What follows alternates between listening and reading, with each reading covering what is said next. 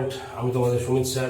আজকে আমরা ডিসকাস করব হচ্ছে আমাদের ঠিক নেক্সট টপিক। আগের ভিডিও যেখানে আমি শেষ করেছিলাম, এবার হচ্ছে তার নেক্সট টপিক, যার নাম হচ্ছে ইন্ডাস ভ্যালি সিভিলাইজেশন, যাকে আমরা বাংলায় বলে থাকি সিন্ধু সভ্যতা। তা আগের দিনের ভিডিও সম্পর্কে সামান্য কিছু কথা বলে আমরা এই টপিকটা পড়ানো শুরু করব, তাহলে তোমাদের বুঝতে কিন্তু খুবই সুবিধা হবে। আগের দিন আমরা যে টপিকটা আলোচনা করেছি তার নাম ছিল হচ্ছে স্টোন এজ, অর্থাৎ প্রস্তর যুগ। আমি দেখিয়েছি যে স্টোন এজকে বৈশিষ্ট্যের উপরে ভিত্তি করে মূলত তিনটে ভাগে ভাগ করা যায়। একটা নাম প্যালিওলিথিক, মানে হচ্ছে পুরা প্রস্তর যুগ। দ্বিতীয়টা হচ্ছে মেসোলিথিক, যেটাকে আমরা বলে থাকি মধ্য প্রস্তর যুগ। এবং তৃতীয়টাকে আমরা বলেছিলাম হচ্ছে নিওলিথিক, যাকে আমরা বাংলায় বলে থাকি নব্য প্রস্তর যুগ। তা এই নব্য প্রস্তর যুগের ঠিক পরবর্তীকালে যদি আমরা দেখি, তাহলে দেখবো, বা নব্য প্রস্তর যুগের ঠিক শেষ পর্যায়ে যদি আমরা লক্ষ্য করি, তাহলে দেখবো যে মানুষ এই সময় কিন্তু তামার ব্যবহারটা শিখে যাচ্ছে এবং তামার সঙ্গে তারা টিন মিশিয়ে নতুন ধাতু জন্ম দিচ্ছে। অর্থাৎ নব্য প্রস্তর যুগের পরবর্তীকালে মানুষ বা মানবের সভ্যতা তামা, ব্রোঞ্জ এবং পাথরকে সমান্তরালভাবে ব্যবহার করতে শিখেছিল। সেই হিসাবে ঐতিহাসিকরা সেই যুগটাকে আর নব্য প্রস্তর যুগ বলতে চাননি। অর্থাৎ তাদের মতে যুগটা নব্য প্রস্তর যুগের তুলনায়ও অনেক বেশি আধুনিক বলে তারা মনে করেছিলেন। তাই তারা নব্য প্রস্তর যুগের পরবর্তীকালে আরেকটি ছোট যুগের নির্ধারণ করেছিলেন বা নামকরণ করেছিলেন, যেটাকে আমরা বলে থাকি তাম্র প্রস্তর যুগ, আর ইংলিশে বলে থাকি আমরা চালকোলিথিক এজ। তা আজকে আমরা চালকোলিথিক এজের পর্যায়ে যে সভ্যতাটা গড়ে উঠেছিল সেটার সম্পর্কে ডিসকাস করব। তবে সিন্ধু সভ্যতার আগে যে কথাটা আমি একটু বলবো, সেটা হচ্ছে আগের দিনে আমরা আলোচনা করেছি সিন্ধু সভ্যতার আগে একটা গ্রাম ভিত্তিক সভ্যতা কিন্তু গড়ে উঠেছিল, যার নাম হচ্ছে মেহেরগড় সভ্যতা। এই মেহেরগড় সভ্যতার কিছু কিছু অংশ, কারণ আমরা জানি যে মেহেরগড় সভ্যতা যে মাটির তলায় 9টা বা 7টা পর্যায় বা স্তর রয়েছে, সেই সমস্ত স্তর উৎখনন করা সম্ভবপর হয়নি। তবে যে কটা স্তর থেকে ইনফরমেশন আমরা পেয়েছি, তা থেকে আমরা জানতে পারি বা বলতেই পারি যে মেহেরগড় সভ্যতার সমস্ত কেন্দ্র কিন্তু একদিনই ধ্বংস হয়ে যায়নি। তার যে সমস্ত কেন্দ্রগুলো জীবিত ছিল, তারা পরবর্তীকালে নতুন একটা সভ্যতার সঙ্গে মার্জ হয়ে যায় এবং সেই সভ্যতার নামই হচ্ছে সিন্ধু সভ্যতা। তাহলে মেহেরগড় সভ্যতার পরবর্তীকালে আমরা একটা উন্নত নগর ভিত্তিক যে সভ্যতাটাকে আলোচনা করব বা দেখব, তার নামই হচ্ছে সিন্ধু সভ্যতা। দেখো, এখান থেকেই আমরা WBCS এর কিন্তু অনেকটাই কোশ্চেন পেয়ে থাকি। অর্থাৎ এই চ্যাপ্টারটা থেকে হিস্ট্রি কিন্তু একটা গুরুত্বপূর্ণ চ্যাপ্টার আমরা আলোচনা করতে চলেছি। তা মনে রাখতে হবে, ইতিহাস পড়ার ক্ষেত্রে যে বিষয়টা তোমাদের আগে আমি বলেছি বা যেটা খুবই গুরুত্বপূর্ণ, সেটা হলো এই কম্পিটিটিভ এক্সামে বা চাকরি পরীক্ষার ক্ষেত্রে তোমাকে ইতিহাস কিন্তু থরলি মুখস্থ করলে মনে রাখা বা লেখা অসম্ভব। কারণ তুমি তো আর বাচ্চার মতো বা বাচ্চার বেলার মতো ওই রিডিং ওয়াইজ মুখস্থ করবে না। তাই গল্প ছলে জিনিসটাকে যদি তুমি ভালো করে মাথায় রাখতে পারো, তাহলে কিন্তু অনেক বেশি সহজসাধ্য হবে ইতিহাসটা মনে রাখার ক্ষেত্রে এবং কোশ্চেন পাওয়ার ক্ষেত্রে। তাই আজকে থেকে যে টপিকটা আমি আলোচনা করব বা যে ধারায় আমি পড়িয়ে এসেছি বিগত 8 বছর ধরে, সেই ধারাটাই আজকে আমি অবলম্বন করব। শুধু পার্থক্য একটাই হবে, এতদিন আমি অফলাইনে পড়িয়েছি এবং এখন আমি অনলাইনে পড়াচ্ছি। তাই তোমরা খুব মনোযোগ সহকারে গল্পটাকে শোনো এবং গল্প বলতে বলতে আমি যেই জায়গা থেকে কোশ্চেন আসে সেইগুলো সম্পর্কে আমি বলবো।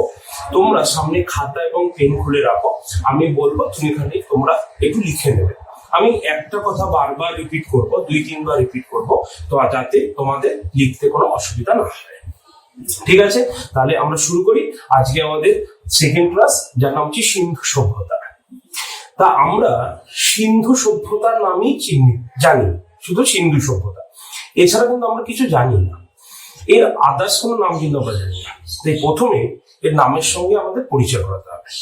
দেখো, মানুষের নাম বা কিছুর নাম আগে জানা আমাদের কর্তব্য বা দায়িত্ব। তাই সেই ক্ষেত্রে সিন্ধুরও আর কি কি নাম আছে সেটা আমরা আলোচনা করব। তাহলে প্রথম সিন্ধু সভ্যতা কেন বলি, আগে আমরা বলে দিই। সিন্ধু সভ্যতা এই কারণে বলি যে সিন্ধু নদীর তীরে 40টির বেশি কেন্দ্র আবিষ্কৃত হয়েছে বলে বা এইটাই প্রথম কেন্দ্র বা প্রথম আবিষ্কৃত কেন্দ্র সিন্ধু নদীর তীর থেকেই হয়েছে বলে এই নদীর সংলগ্ন সভ্যতাকে আমরা সিন্ধু সভ্যতা নামকরণ করেছি। এর আরো একটা নাম রয়েছে, যেটা নাম হচ্ছে সরস্বতী সভ্যতা। তাহলে সরস্বতী এটা একটা নদীর নাম, যেটার নাম এখন বিলুপ্ত, অর্থাৎ এই সরস্বতী নামটা নেই। যদি তোমাকে আমি ঘরঘোড়া বলি তাহলে তোমাকে চিনতে সুবিধা হবে, বা ঘগর বলি তার চিনতে সুবিধা হবে। তাহলে ঘগরেরই আগেকার নাম হচ্ছে সরস্বতী নদী। স্বাধীনতার পর 40টির বেশি কেন্দ্র আমরা কিন্তু পেয়েছিলাম এই সরস্বতী নদীর তীর থেকে।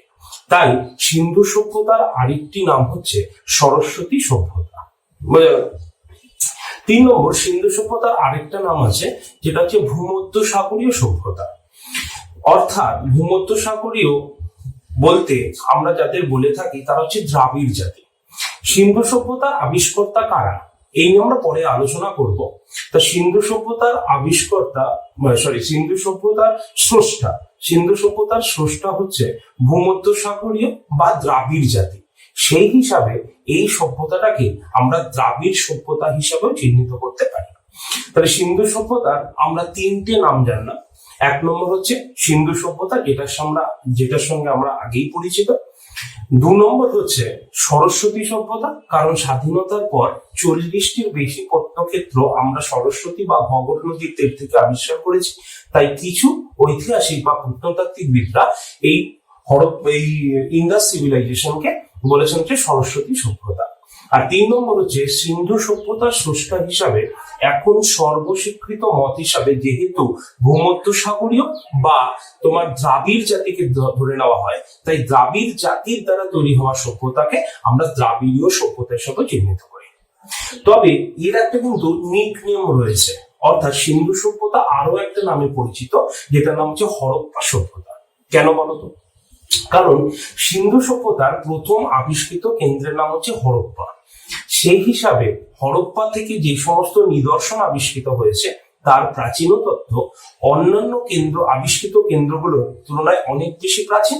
সেই হিসাবে সিন্ধু সভ্যতাকে আমরা হরপ্পা সভ্যতা হিসেবে চিহ্নিত করলাম।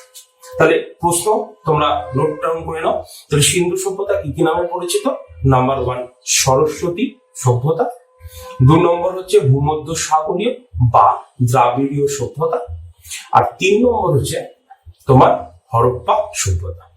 ক্লিয়ার? এবার সিন্ধু সভ্যতা তো নামকরণ হয়ে গেল, এবার আমরা এর সময়কাল নিয়ে আলোচনা করব।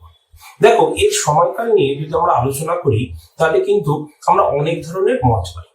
এটার কারণ কি? আমরা আগে আলোচনা করেছি যে সিন্ধু সভ্যতা বা এর আগে বা আমরা প্রত্নতাত্ত্বিক নিদর্শনটাই মেনলি দেখতে পারি। এর সাহিত্যিক উপাদান বা লিখিত উপাদান আমরা পেলেও এটাকে কিন্তু পাঠোদ্ধার করতে আমরা ঠিক মতো পারি না। সেই হিসাবে আমাদের C14 যন্ত্র বা বিভিন্ন অনুমানের উপরে ভিত্তি করে এর কিন্তু সাল নির্ধারণ করতে হয়ে থাকে আমাদের।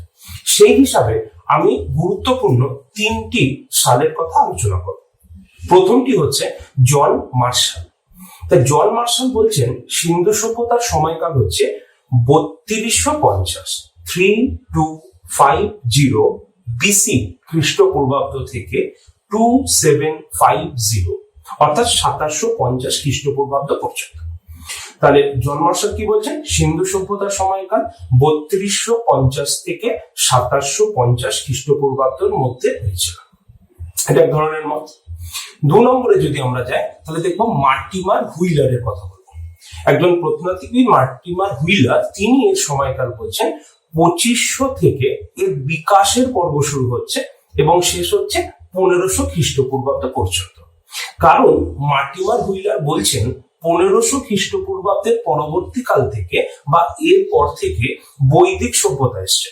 তাই সিন্ধু সভ্যতার পরবর্তী যেহেতু সভ্যতার নাম বৈদিক সভ্যতা, সেহেতু কিন্তু মার্টিমার হুইলার এর সময়কাল নির্ধারণ করেছেন 2500 BC থেকে 1500 BC। কত বললাম? 2500 থেকে 1500 BC। 2 নম্বর কোশ্চেন। কিন্তু বর্তমান কালে C14, তোমাদের এই যন্ত্রটার নাম আমি আগেই বলেছি, যার পুরো নাম হচ্ছে রেডিও কার্বন 14। এটি হচ্ছে এমন একটি যন্ত্র যার মধ্যে প্রাচীনতত্ত্ব কোনো বস্তু রাখলে এর মধ্যে কার্বন বিকিরণ হয় এবং এই কার্বন বিকিরণের মাধ্যমে এর সময়কাল কত হয় সেটার সম্পর্কে একটা আনুমানিক বা একটা মত বা একটা স্কেলের দ্বারা আমরা সময়কালটাকে দেখতে পাই। সেই হিসাবে রেডিও কার্বন 14 অনুসারে যে মতটা দেওয়া হয়েছে তার সময়কাল নির্ধারণ হয়েছে 2350, অর্থাৎ 2350 থেকে 1750। তাহলে এই সময়কালকে এনসিইআরটি এটাকে সিন্ধু সভ্যতার যোগ্য সময়কাল হিসেবে মনে করেছে। সেই হিসাবে আমরা সিন্ধু সভ্যতার সময়কাল হিসেবে যেটা নিশ্চিত ভাবে বলতে পারি বা আমরা মেনে নিয়েছি সেই সময়কালটাই হচ্ছে, আমি লিখেছি 2350 থেকে 1750। এইটা মত কে দিয়েছে? এনসিইআরটি এবং C14 যন্ত্রের দ্বারা। তাহলে সিন্ধু সভ্যতার সময়কাল নিয়ে তিনটে জিনিস মাথায় রাখতে হবে, তিনজনের কথা মাথায় রাখতে হবে। নাম্বার 1, জন মার্শালের কথা। জন মার্শাল সিন্ধু সভ্যতার সময়কাল কত করেছেন, এরকম যদি কোশ্চেন আসে তাহলে সেই ক্ষেত্রে তোমরা সময়কাল লিখতে হচ্ছে 3250 থেকে 2750 বিসি। মার্টিমার হুইলার কত বলেছেন? 2500 থেকে 1500 বিসি। এবং C14 বা এনসিইআরটি যেটা স্বীকৃতি মত সেটা হচ্ছে আমাদের 2350 থেকে 1750 বিসি। ক্লিয়ার? তাহলে সময়কাল শেষ। এবার আমরা সিন্ধু সভ্যতা কিভাবে উৎখনন হলো সেই সম্পর্কে একটু গল্প করব।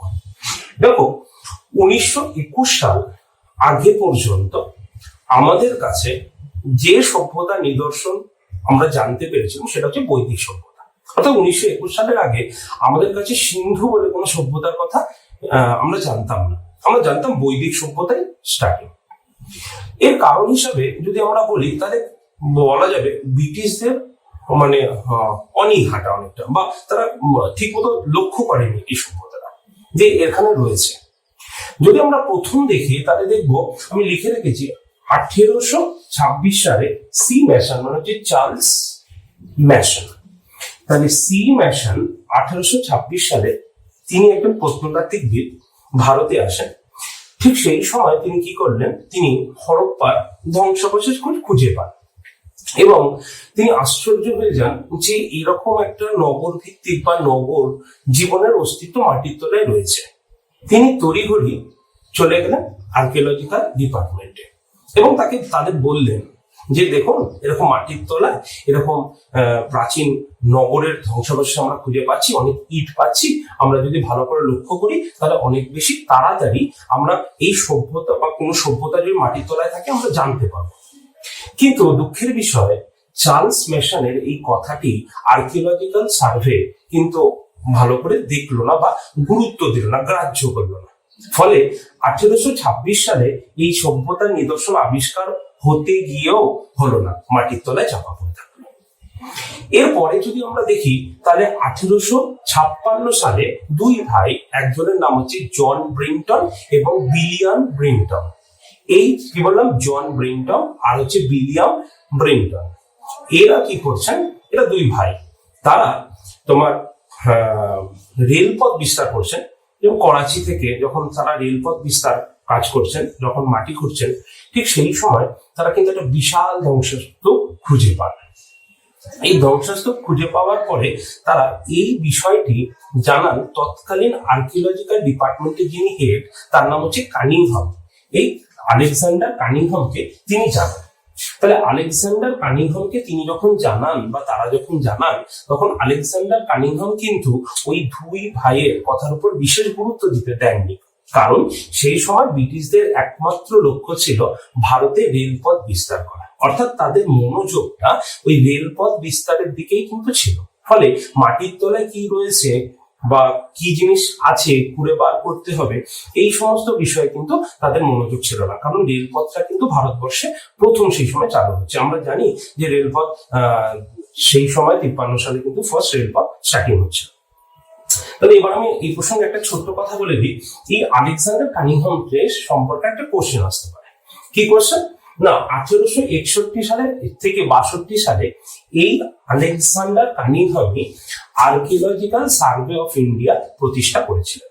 তাহলে যদি বলে was the founder of archaeological survey of India, কে আর্কিওলজিক্যাল সার্ভে অফ ইন্ডিয়া তৈরি করেছিলেন বা প্রতিষ্ঠা করেছিলেন, তাহলে আমরা কিন্তু আলেকজান্ডার কানিংহাম এই নামটা কিন্তু আমরা বলবো।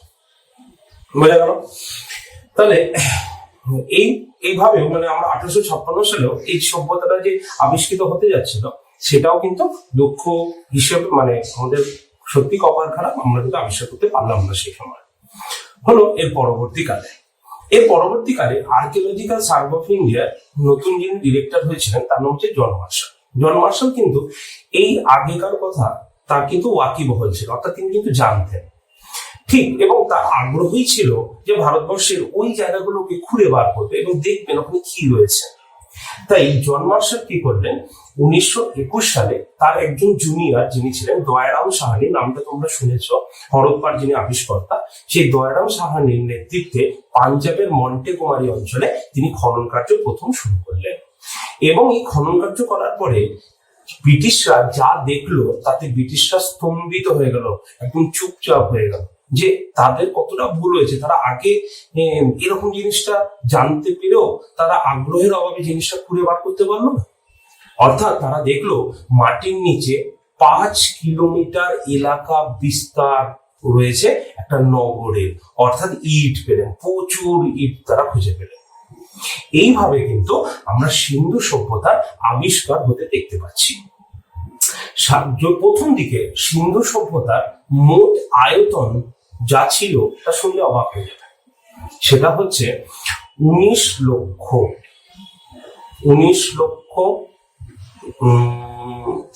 ভুল বললাম 12,99,660 বর্গ কিলোমিটার, 12,99,660 কিলোমিটার। এইটা পরবর্তীকালে বর্তমানে আবিষ্কৃত হয়েছে যেগুলো কেন্দ্র, তার ভিত্তিতে যদি আমরা আয়তন দেখি তাহলে আয়তন হচ্ছে 20 লক্ষ বর্গ কিলোমিটার। কোথায় 12 লক্ষ, সেটা 20 লক্ষ থেকে দাঁড়িয়েছে। এই হচ্ছে সিন্ধু সভ্যতার টোটাল আয়তন আমরা আলোচনা করলাম। এবার আমরা দেখবো হচ্ছে, তাহলে বুঝতে পেরেছো তাহলে সিন্ধু সভ্যতার প্রথম কে দেখতে গেছিলেন কে। আচ্ছা আমি একটু কোশ্চেন বলে দিই, একটু দেখে নাও। আমি বলে দিই, প্রথমটা হচ্ছে যদি তোমাকে কোশ্চেন করে যে হরপ্পা নিদর্শন বা সিন্ধু সভ্যতা নিদর্শন প্রথম কে দেখতে এসেছিলেন, এই যদি কোশ্চেনটা করে তাহলে আমাদের অ্যান্সারটা হবে হচ্ছে চার্লস মেসন। 1826 সালে চার্লস মেসন। নোট ডাউন করো, লিখে নাও, সিন্ধু সভ্যতা প্রথম দেখতে এসেছিলেন চার্লস মেসন। ক্লিয়ার? 2 নম্বর কোশ্চেন যেটা হবে সেটা হচ্ছে আর্কিওলজিক্যাল সার্ভে অফ ইন্ডিয়া, ভারতের প্রত্নতাত্ত্বিক বিভাগ কে তৈরি করেছিলেন? Alexander Cunningham. কত সালে আর্কিওলজিক্যাল সার্ভে অফ ইন্ডিয়া প্রতিষ্ঠা হয়েছিল? 1861 থেকে 62 সালে। ক্লিয়ার হয়ে গেল? এবার আমরা সিন্ধুর নগরগুলো সম্পর্কে আলোচনা করব। দেখো সিন্ধু সভ্যতার কতগুলো কেন্দ্র আমরা আবিষ্কার করেছি সেটা সম্পর্কে টোটাল এখনো পর্যন্ত আমরা সিন্ধু সভ্যতার 1402টি কেন্দ্র আবিষ্কার করেছি। টোটাল সাইট, তাহলে সিন্ধু সভ্যতার ইউপিএসসি কোশ্চেন, সিন্ধু সভ্যতার মোট আবিষ্কৃত কেন্দ্র কটি? তাহলে তার সংখ্যা হচ্ছে 1402টি। কোন কোন জায়গা থেকে আমরা সিন্ধু সভ্যতার কেন্দ্র আবিষ্কার করেছি? ভারতবর্ষ, পাকিস্তান এবং আফগানিস্তান থেকে। ভারতবর্ষ, পাকিস্তান এবং আফগানিস্তান থেকে। সেই হিসাবে ভারতবর্ষ যদি দেখি তাহলে ভারতবর্ষে মোট কেন্দ্র পেয়েছি আমরা 925টি।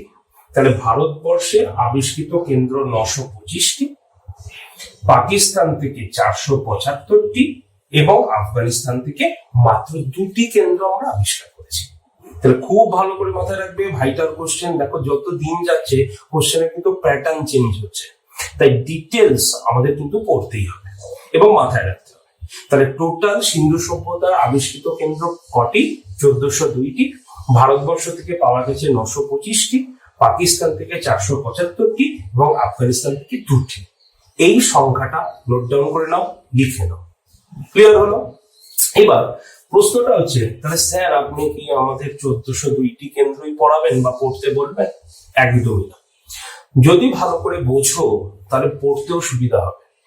মাথায় রাখতে হবে 1402টি কেন্দ্র আবিষ্কৃত হলেও সমস্ত কেন্দ্রকে কিন্তু প্রত্নতাত্ত্বিকরা নগর বা সিটি সংজ্ঞা দিতে পারছেন না। সেই হিসাবে সিন্ধু সভ্যতার টোটাল নগরের সংখ্যা, যেটাকে আমরা নগর বলতে থাকি বা গুরুত্বপূর্ণ নগর হিসেবে চিহ্নিত করেছি, তার সংখ্যা মাত্র 7টি। মাত্র, তাহলে টোটাল ইম্পর্টেন্ট সাইট কটা? ইম্পর্টেন্ট সাইট টোটাল 7টা। তাহলে 7টার মধ্যে কি কি রয়েছে দেখো, আমি নাম লিখেছি। প্রথমটার নাম লিখেছি আমি হরপ্পা, দ্বিতীয়টির নাম লিখেছি মহেঞ্জোদারো। এই দুটো কেন্দ্র হচ্ছে সিন্ধু সভ্যতার মূল কেন্দ্র বা প্রধান কেন্দ্র, সেটা আমরা জানি। 3 নম্বর কেন্দ্রের নাম হচ্ছে কালীবঙ্গান, 4 নম্বর কেন্দ্রের নাম হচ্ছে ধোলাবিরা, 5 নম্বর কেন্দ্রের নাম হচ্ছে লোথাল, 6 নম্বর কেন্দ্রের নাম হচ্ছে বানোয়ালি, আর 7 নম্বর কেন্দ্রের নাম হচ্ছে আমাদের চানহু দারো। তাহলে সিন্ধু সভ্যতার প্রধান 7টি নগরীর মধ্যে কোনগুলো, এরকম ভাবে অপশনে থাকবে। তা তোমাকে এই 7টা মূল নগর মাথায় রাখতে হবে। এক হরপ্পা, মহেঞ্জোদারো, কালীবঙ্গান, লোথাল, ধোলাবিরা, বানোয়ালি, চানহু দারো। ক্লিয়ার? তাহলে এই 7টা কেন্দ্র আমাদের পড়তে হবে, কিন্তু প্রত্যেকটা কেন্দ্রের মধ্যে দুটো কেন্দ্র একটু অন্যভাবে পড়লেও হবে, কিন্তু মেন কেন্দ্রগুলো আমাদের মাথায় রাখতেই হবে। বোঝা গেল? তাহলে চলো এবার আমরা সিন্ধুর কেন্দ্রগুলো সম্পর্কে একটু আলোচনা করি।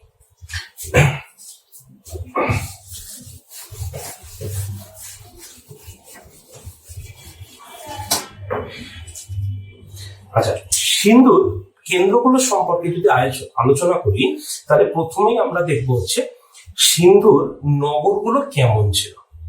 সেই হিসাবে সিন্ধুর যদি নগর দেখি, তাহলে এইগুলো প্রথম দিকে মেনলি ত্রিভুজ আকৃতির মতনই অবস্থিত ছিল। ত্রিভুজের মতো সিন্ধুর নগরগুলো ছিল। সেই ক্ষেত্রে প্রত্যেকটা নগরে আমরা দুটো নগর পাই বা দুটো দিক পাই। যেমন একটা হচ্ছে পূর্ব দিক, আর একটা হচ্ছে পশ্চিম দিকে। এই দুটো পাচ্ছি আমরা। তাহলে পূর্ব এবং পশ্চিম প্রত্যেকটা নগর দুটো পার্টে ডিভিশন থাকছে, একটা পূর্ব পার্ট, একটা হচ্ছে পশ্চিমের পার্ট। এই দিকের মধ্যে মানে পূর্ব দিকটাকে কারা বসবাস করেছে না, বলছে সাধারণ মানুষরা পূর্ব দিকে বসবাস করছে। সাধারণ মানুষ বলতে কি, মধ্যবিত্ত শ্রেণীর মানুষ এখানে বসবাস করছে। তাই তাদের কাছে এই পূর্ব দিকের অংশটা হচ্ছে নগরী। তাহলে পূর্ব দিকের অংশটাকে আমরা কি বলছি? নগরী বলছি। আর পশ্চিম দিকে কারা থাকছে? পশ্চিম দিকটা মেনলি দুর্গ সম্মিলিত অঞ্চল ছিল, অর্থাৎ প্রাচীর দিয়ে এই নগরটা ঘেরা ছিল। তাই ঐতিহাসিকরা অনুমান করছেন যে এই পাশটাতে সম্ভবত নগরের প্রভাবশালী মানুষরা কিন্তু বসবাস করত। তাহলে প্রভাবশালী মানুষ কি? যেহেতু আমরা সিন্ধু সভ্যতার লিপিকে পাঠোদ্ধার করতে পারিনি, তাই আমাদের অনুমান করে নিতে হয় যে এই নগরের প্রভাবশালী মানুষকে। তাহলে এই নগরের যদি প্রভাবশালী মানুষ বলি, তাহলে সেই ক্ষেত্রে পুরোহিত সম্প্রদায় হতে পারে, বণিক সম্প্রদায় হতে পারে, বা যাজক সম্প্রদায় বা রাজা সম্প্রদায় মানুষও কিন্তু থাকতে পারে। অর্থাৎ ধনী মানুষ, প্রভাবশালী মানুষরা কিন্তু এই পশ্চিম দিকের অঞ্চলটাতে বসবাস করছে। তাহলে আমরা কি দেখলাম? প্রথম দিকে সিন্ধু সভ্যতার নগরীগুলো হচ্ছে মেনলি ত্রিভুজ আকৃতি। প্রত্যেকটা নগর দুটো ভাগে বিভক্ত, একটা পূর্ব আর একটা হচ্ছে পশ্চিম। পূর্ব দিকে মেনলি মধ্যবিত্ত সম্প্রদায়ের মানুষরা বসবাস করছে, সেই হিসাবে আমরা এটাকে নগরী বলছি। আর পশ্চিম দিকে হচ্ছে প্রাচীর দিয়ে ঘেরা বা দুর্গ সম্মিলিত অঞ্চল থাকছে।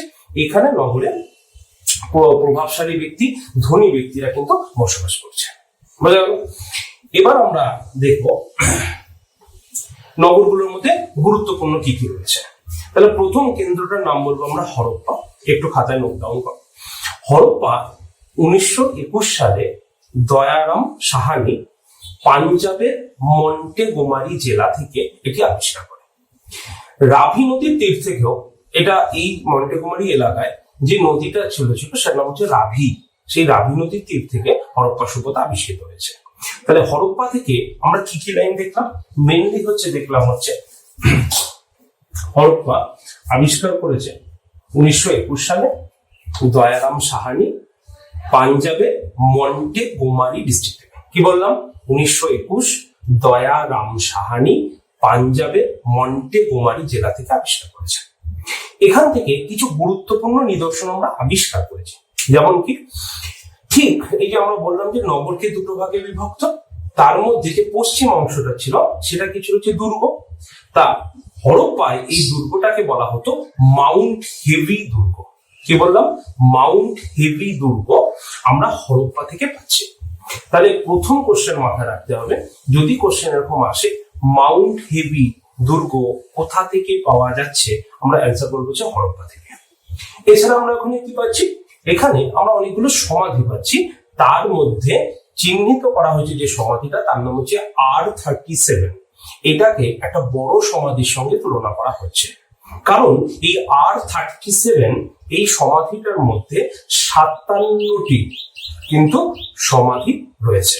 এটা হচ্ছে বড় সমাধি। তাহলে এটাও কোশ্চেন আসে আমাদের পিসিএস এ, R37 এটা কোথা থেকে আবিষ্কৃত হয়েছে, আমরা বলবো হচ্ছে হরপ্পা থেকে আবিষ্কৃত হয়েছে। হরপ্পার নগরগুলোর মধ্যে আমরা যে দুটো ভাগ বললাম যে পশ্চিম নগরী, ঠিক পশ্চিম নগরীর যদি আমি উত্তর দিকে যাই তাহলে আমরা পেয়েছি ওখানে 6:6, অর্থাৎ 6:6, মানে হচ্ছে 12টি ঘর বিশিষ্ট একটি শস্য ভান্ডার বা শস্য। আমরা তো জানি হরপ্পা মানে হচ্ছে কি আনাজ ভান্ডার বা শস্য ভান্ডার। সেই হিসাবে আমরা পশ্চিম নগরীর উত্তর প্রান্তে 6:6 মানে হচ্ছে 12টি ঘর বিশিষ্ট একটা শস্য ভান্ডার আবিষ্কার করেছি। এছাড়া কি আবিষ্কার করেছি, এখান থেকে আমরা তামার একটি এক্কা গাড়ি আবিষ্কার করেছি। তার মানে হচ্ছে ওই যুগের মানুষরা এক্কা গাড়ির প্রচলন শিখেছিল, সেটা আমরা এই খেলনা দিয়ে বুঝতে পারছি। তাহলে সেটা কি দিয়ে তৈরি হয়েছে না, তামা দিয়ে তৈরি হয়েছে। এছাড়াও একটা গুরুত্বপূর্ণ জিনিস আমাদের মাথায় রাখতে হবে, সেটা হচ্ছে হরপ্পা থেকেই কিন্তু আমরা সর্বাধিক বেশি লিপি আবিষ্কার করেছি। তাহলে কোন সিন্ধু সভ্যতার কোন কেন্দ্র থেকে সব থেকে বেশি লিপি আবিষ্কৃত হয়েছে যদি কোশ্চেন আসে, তাহলে আমরা বলবো হচ্ছে হরপ্পা থেকে। তাহলে হরপ্পা থেকে এইটুকু জিনিস মাথায় রাখলেই হবে। তাহলে কি কি মাথায় রাখলে তুমি, হরপ্পা 1921 সালে দয়ারাম সাহানি কোথা থেকে না পাঞ্জাবের মন্টেগোমারি জেলা থেকে এটি আবিষ্কার করেছে। এখান থেকে আমরা কি কি পাচ্ছি, এখান থেকে আমরা মাউন্ট হেভি দুর্গ পাচ্ছি। 1 নম্বর কি বললাম, মাউন্ট হেভি লিখে নিয়েছো। 2 নম্বর কি পাচ্ছি আমরা, R37 সমাধি। এই সমাধিটা বৃহৎ সমাধি, কারণ এর মধ্যে 57টি সমাধি অবস্থিত রয়েছে। 3 নম্বর কি রয়েছে, নগরের উত্তর প্রান্তে 6:6 অর্থাৎ 12টি শস্য ভান্ডার পাচ্ছি। আর কি পাচ্ছি, তামার এক্কা গাড়ি, আর সব থেকে বেশি পরিমাণ লিপি পাচ্ছি আমরা হরপ্পা থেকে। ক্লিয়ার? আবার বলছি, মাউন্ট হেভি দুর্গ, R37 সমাধি, 6টা 6x6 অর্থাৎ 12টি ঘর বিশিষ্ট শস্য ভান্ডার পাচ্ছি, তামার এক্কা গাড়ি পাচ্ছি, এবং সর্বাধিক লিপি আমরা সিন্ধু সভ্যতার এই হরপ্পা থেকে আবিষ্কার করছি। ক্লিয়ার? 2 নম্বর আছে, নাম হচ্ছে মহেঞ্জোদারো। সবাই নামটা শুনেছি। তা মহেঞ্জোদারো এটার একটা নাম আছে, এর নামটা কি বলছে, Mount of death. Mount of death মানে কি, মৃতের স্তূপ এটাকে বলা হয়। কেন? আমাদের মধ্যে কৌতূহল, কেন মৃত স্তূপ? সমস্ত জায়গা থেকে তো মৃতদেহ পাওয়া গেছে, তাহলে এটাকে আমরা মেনলি মাউন্ট অফ ডেথ বলছি কেন? এই ক্ষেত্রে যদি আমরা বলি তাহলে হবে, এখানে একটা সিন্ধু সভ্যতার পতনের কারণ হিসাবে আমরা পরে আলোচনা করব অন্তিম নিধন তত্ত্ব। এই অন্তিম নিধন তত্ত্বের অর্থ হচ্ছে সিন্ধু সভ্যতা বা এই কিছু নগরী ছিল যেখানে মানুষের উপর অ্যাটাক করা হয়েছিল, যার ফলে কিন্তু ওইখানকার মানুষরা মারা গেছিল। সেই হিসাবে যখন মহেঞ্জোদারো খোঁড়া হয়, তখন মহেঞ্জোদারোতে বেশ কিছু নরকঙ্কাল আবিষ্কৃত হয়েছে, যাদের মাথার পিছনে অদ্ভুতভাবে ফাটা দাগ হয়েছে। সেই হিসাবে মনে করা হয়েছিল কোনো ধারালো অস্ত্রের দ্বারা মানুষগুলোর মাথায় আঘাত করা হয়েছিল, ফলে মানুষগুলো সেখানে মারা যায়। সেই হিসাবে একই জায়গার মধ্যে অনেক মৃতদেহ থাকার দরুন এই কেন্দ্রটাকে আমরা মৃতের স্তূপ হিসাবে তুলনা করতে পারি বা চিহ্নিত করতে পারি। তাহলে মহেঞ্জোদারোর আরেকটি নাম হচ্ছে মৃতের স্তূপ, যেটা আবিষ্কার করা হয়েছিল 1922 সালে। ক্লিয়ার? তাহলে 1922 সালে এই কেন্দ্রটা আবিষ্কার করছে। দেখো মনে রাখতে সুবিধা হবে, 1921 হচ্ছে হরপ্পা, আর এটা হচ্ছে মহেঞ্জোদারো 22 সালে। কে আবিষ্কার করেছেন সবাই জানো, রাখাল দাস বন্দ্যোপাধ্যায় এটিকে আবিষ্কার করেছেন। কোথা থেকে? লারকানা জেলা। আগেরটা কি বলেছিলাম, এটা বলেছিলাম মন্টেগোমারি। মন্টেগোমারি জেলা, এটা কোনটা? হরপ্পার ক্ষেত্রে। আর মহেঞ্জোদারোর ক্ষেত্রে কি? লারকানা জেলা। ঠিক আছে? তাহলে হরপ্পার ক্ষেত্রে যে কেন্দ্রটার নাম মন্টেগোমারি, আর মহেঞ্জোদারোর কেন্দ্রটা হচ্ছে লারকানা জেলা। ঠিক আছে? তাহলে এখান থেকে এটা একটা গুরুত্বপূর্ণ কেন্দ্র সিন্ধু সভ্যতা। তাহলে এখান থেকে আমরা কি কি আবিষ্কার করছি? তাহলে নগরী কটা ভাগে বিভক্ত আগে বললাম? দুটো, পূর্ব পশ্চিম। তাহলে সেই ক্ষেত্রে আমরা পূর্ব নগরী থেকে কিন্তু সব থেকে বেশি শিলমোহর আবিষ্কার করেছি।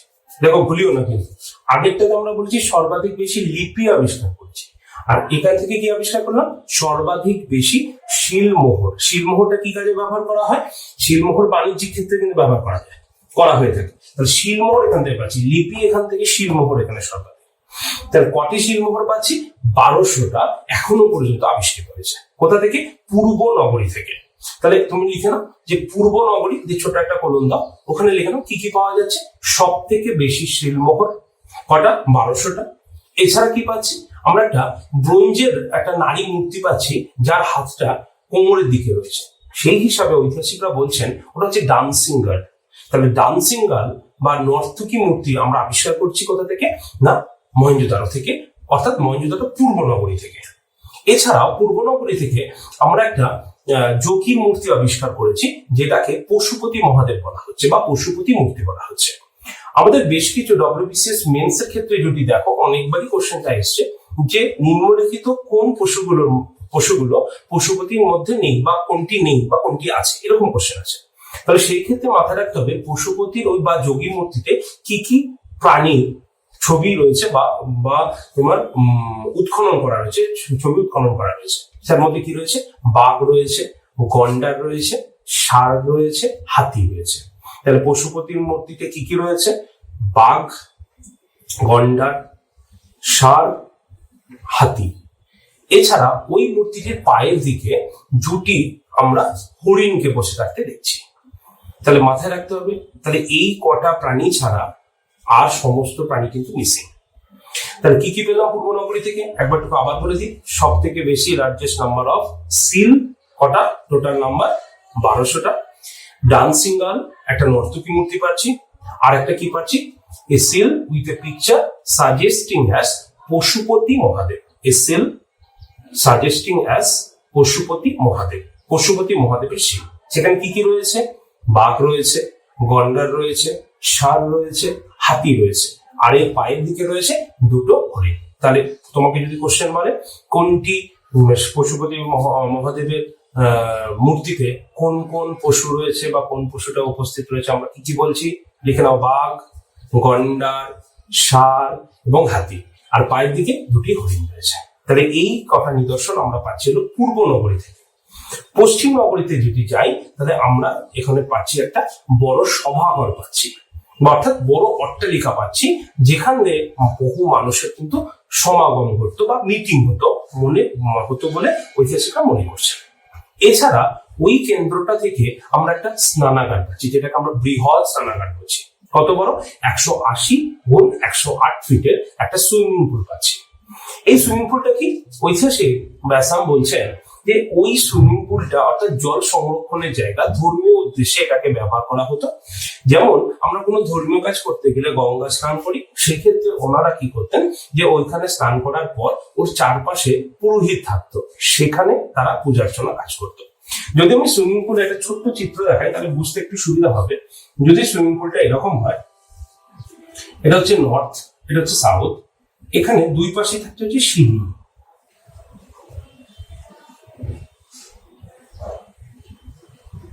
আর এই পাশে থাকতে হচ্ছে পুরোহিতের বাসস্থান। তাহলে সেই ক্ষেত্রে মানুষ সিঁড়িতে এই জলাশয়ে তারা স্নান করতো এবং এখানে যেত। বলছে রাসাম বলছে সেই যুগে এইরকম স্নানাগারের অস্তিত্ব একটা বিরল উদাহরণ হিসেবে চিহ্নিত করা হয়েছে। তাহলে এটা আমরা পাচ্ছি কোথা থেকে? মহেঞ্জোদারো থেকে। এছাড়া এখান থেকে আমরা একটা শস্য ভান্ডার পাচ্ছি, যেটাকে সিন্ধু সভ্যতার সব থেকে বৃহৎ শস্য ভান্ডার হিসেবে চিহ্নিত করা হয়েছে।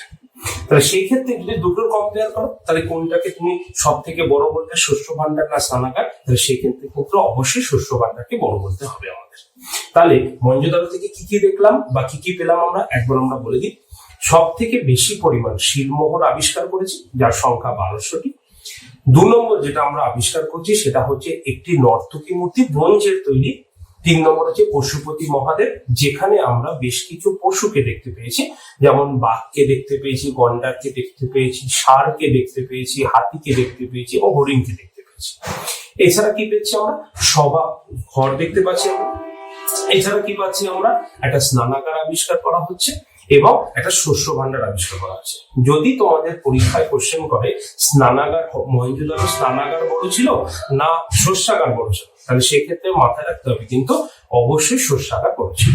এই হচ্ছে আমাদের মহেঞ্জোদারো। এবার আমরা যেটাতে আসবো তার নাম হচ্ছে লোথাল। লোথাল, তাহলে লোথালের ক্ষেত্রে যদি আমরা বলি, লোথালটা আবিষ্কার করা হয়েছিল 1954 সালে।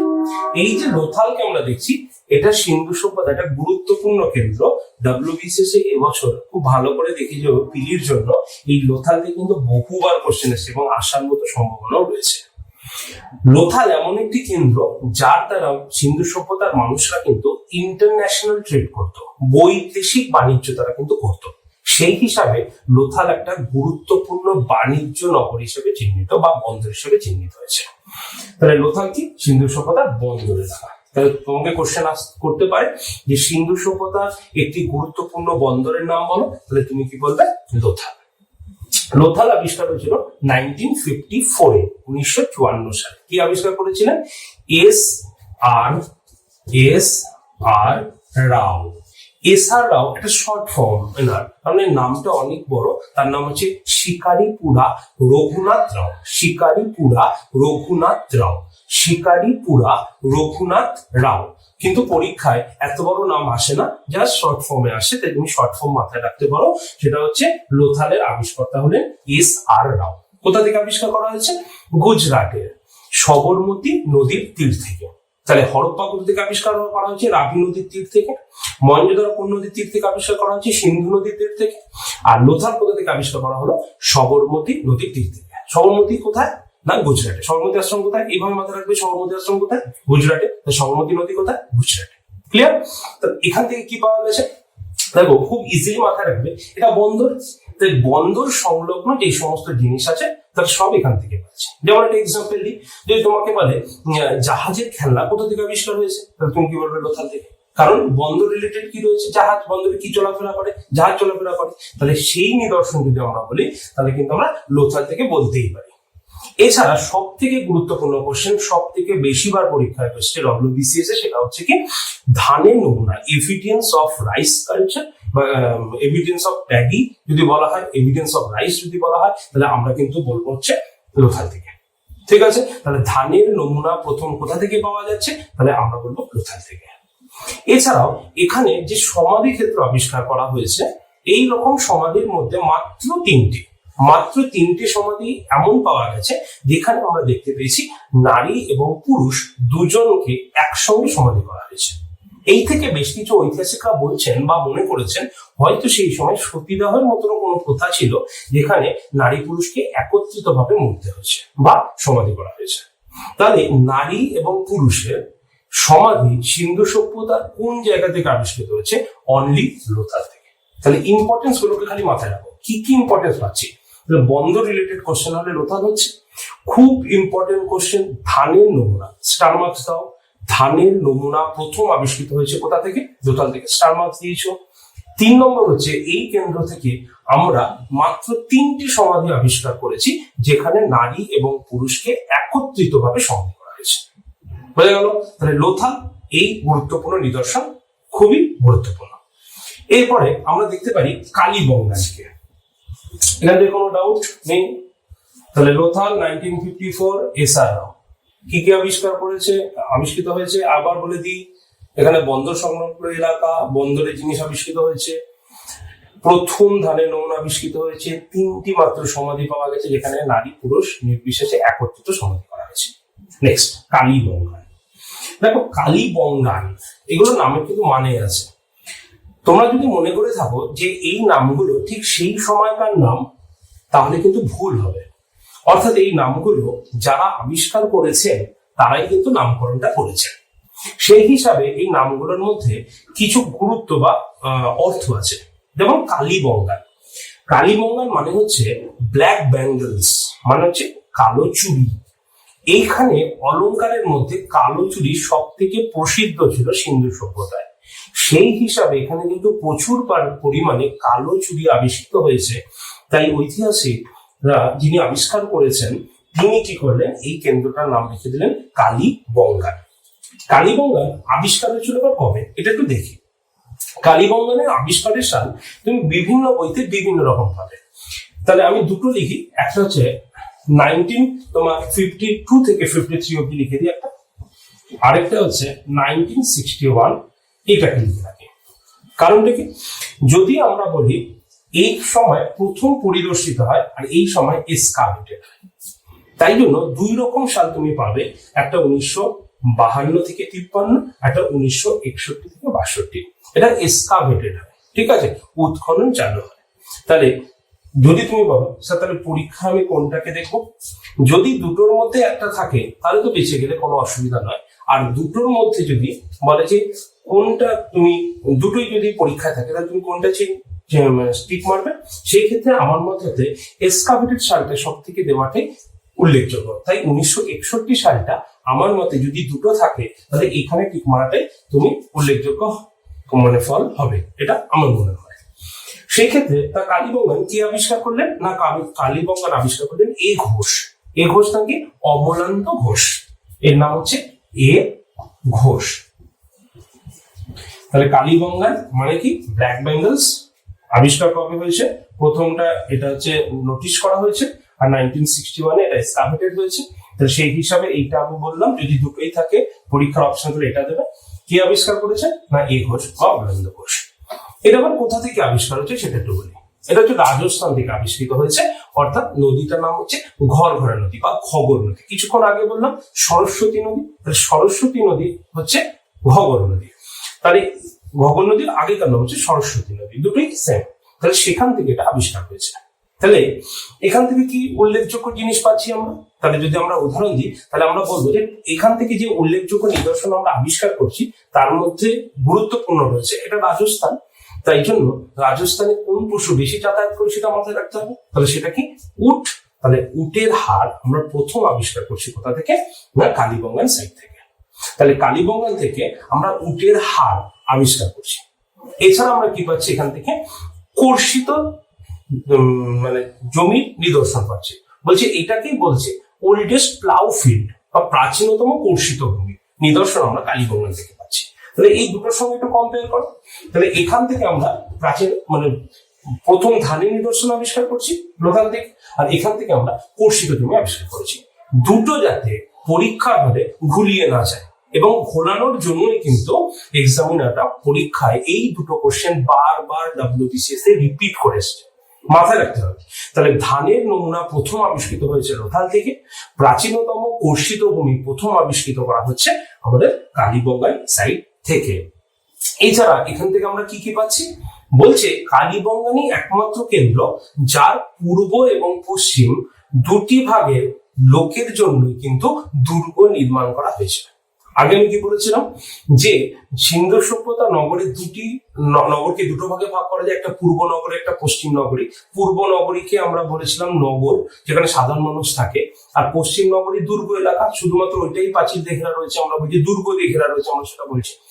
তা সেই ক্ষেত্রে মাথায় রাখতে হবে একমাত্র কালীবঙ্গানই একমাত্র কেন্দ্র যেখানে কিন্তু পূর্ব এবং পশ্চিম দুটো প্রান্তের মানুষের জন্য কিন্তু দুটো নগরীতেই যাতে এখানে দুর্গ নির্মাণ করা হয়েছে।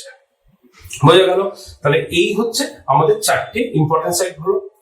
এবার আমরা যেটাতে যাব তার নাম হচ্ছে ধোলাবিরা।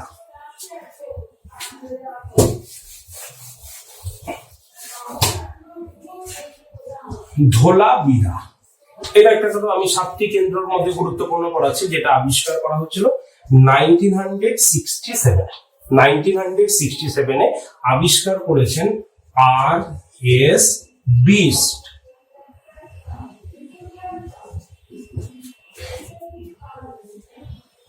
তাহলে এটা আবিষ্কার করলেন কি R.S. বিস্ট, যার পুরো নাম হচ্ছে রবিন সিং বিস্ট। ইনি আবিষ্কার করলেন, এটা হচ্ছে ধোলাবিরা কেন্দ্র। তাহলে ধোলাবিরা কেন্দ্র 1967 সালে RS-20 এটা আবিষ্কার করলেন কচ্ছেরন থেকে। তাহলে কচ্ছেরন কোথায়? কচ্ছেরন কোথায় সবাই জানো? গুজরাটের কচ্ছেরন, সেখান থেকে তিনি আবিষ্কার করলেন। এখান থেকে আমরা কি কি পাচ্ছি? গুরুত্বপূর্ণ জিনিস। কিছুক্ষণ আগে কি বললাম? সিন্ধু সভ্যতার নগরকে কটা ভাগে ভাগ করা যায়? দুটো। একমাত্র মাথায় রাখবে এই ধোলাবিরা কেন্দ্র, এই একমাত্র ধোলাবিরা কেন্দ্র যেখানে নগরটা কিন্তু তিনটে ভাগে বিভক্ত। বোঝা গেল?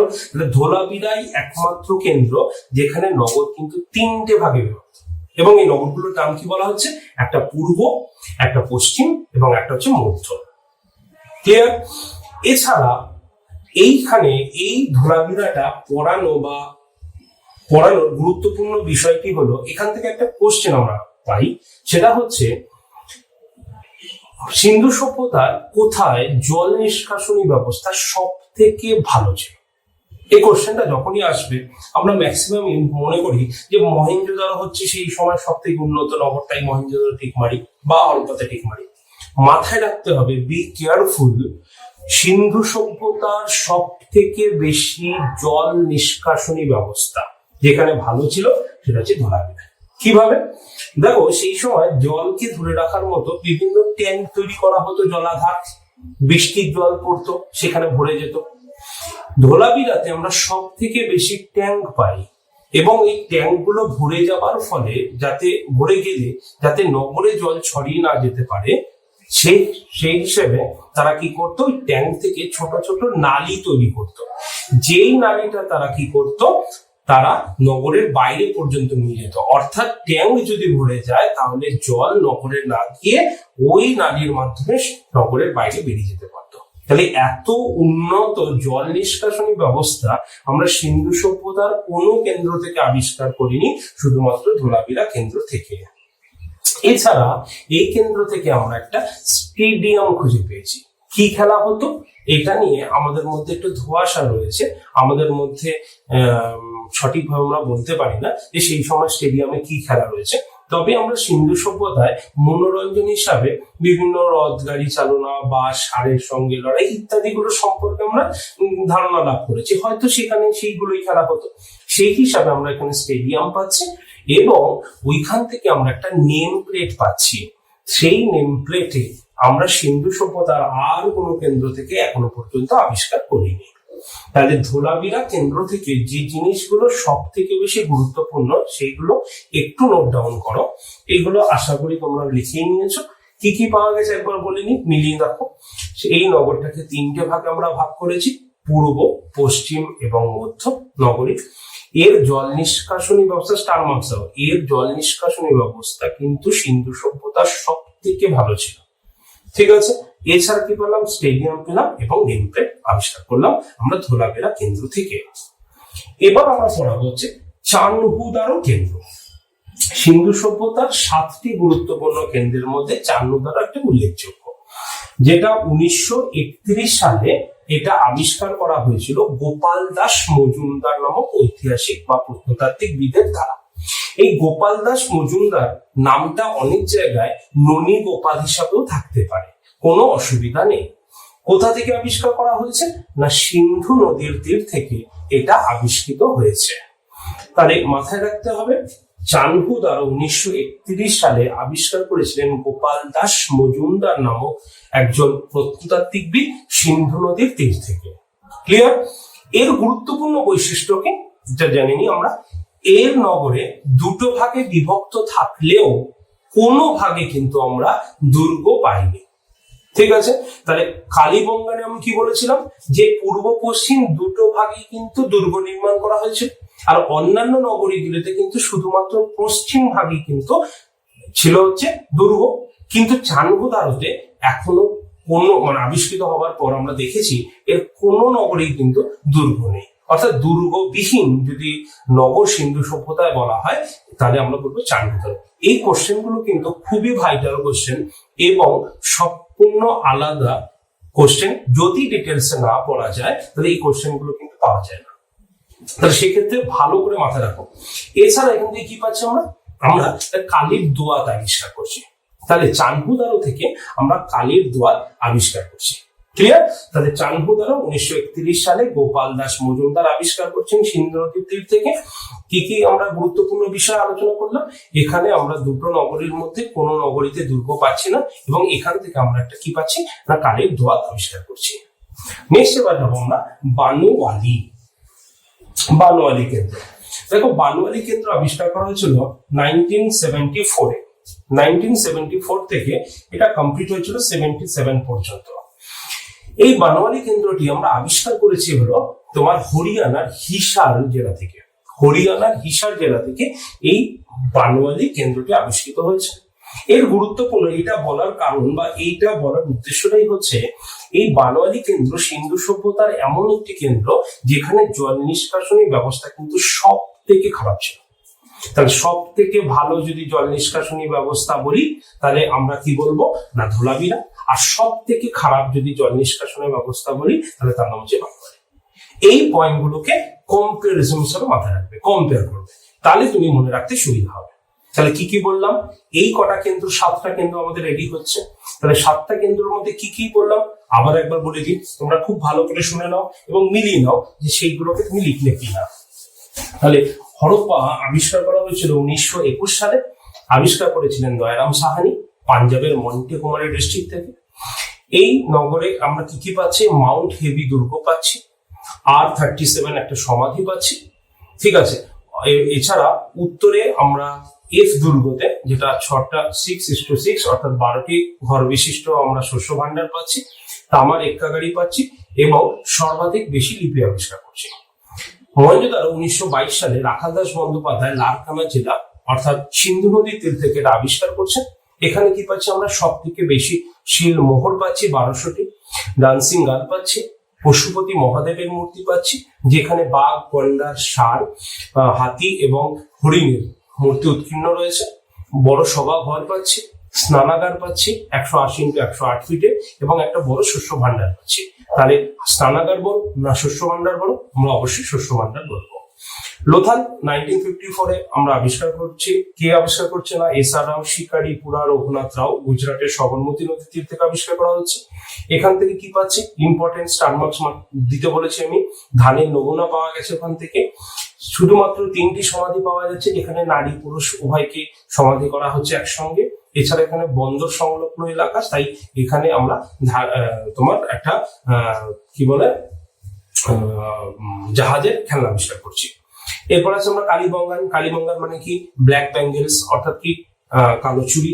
এটা আবিষ্কার করেছে 1952-53-তে। এটা প্রথম নোটিশ করা হয়েছে, এসকাপেটেড হচ্ছে 1961-62-তে। দুটোর মধ্যে যদি কোনটা ইম্পর্টেন্ট বলে তাহলে সেক্ষেত্রে আমি বলেছি 1961টা ভালো করে মাথায় রাখছো। কে আবিষ্কার করলেন? এ ঘোষ, অবলান্দ ঘোষ। কোথা থেকে আবিষ্কার করলেন? রাজস্থানের ঘরঘরা নদীর তীর থেকে। কি কি পাওয়া গেছে? খুব ইম্পর্টেন্ট স্টার মার্কস মারতে বলেছি আমি, সেটা হচ্ছে এখান থেকে আমরা প্রথম কর্ষিত জমি আবিষ্কার করছি।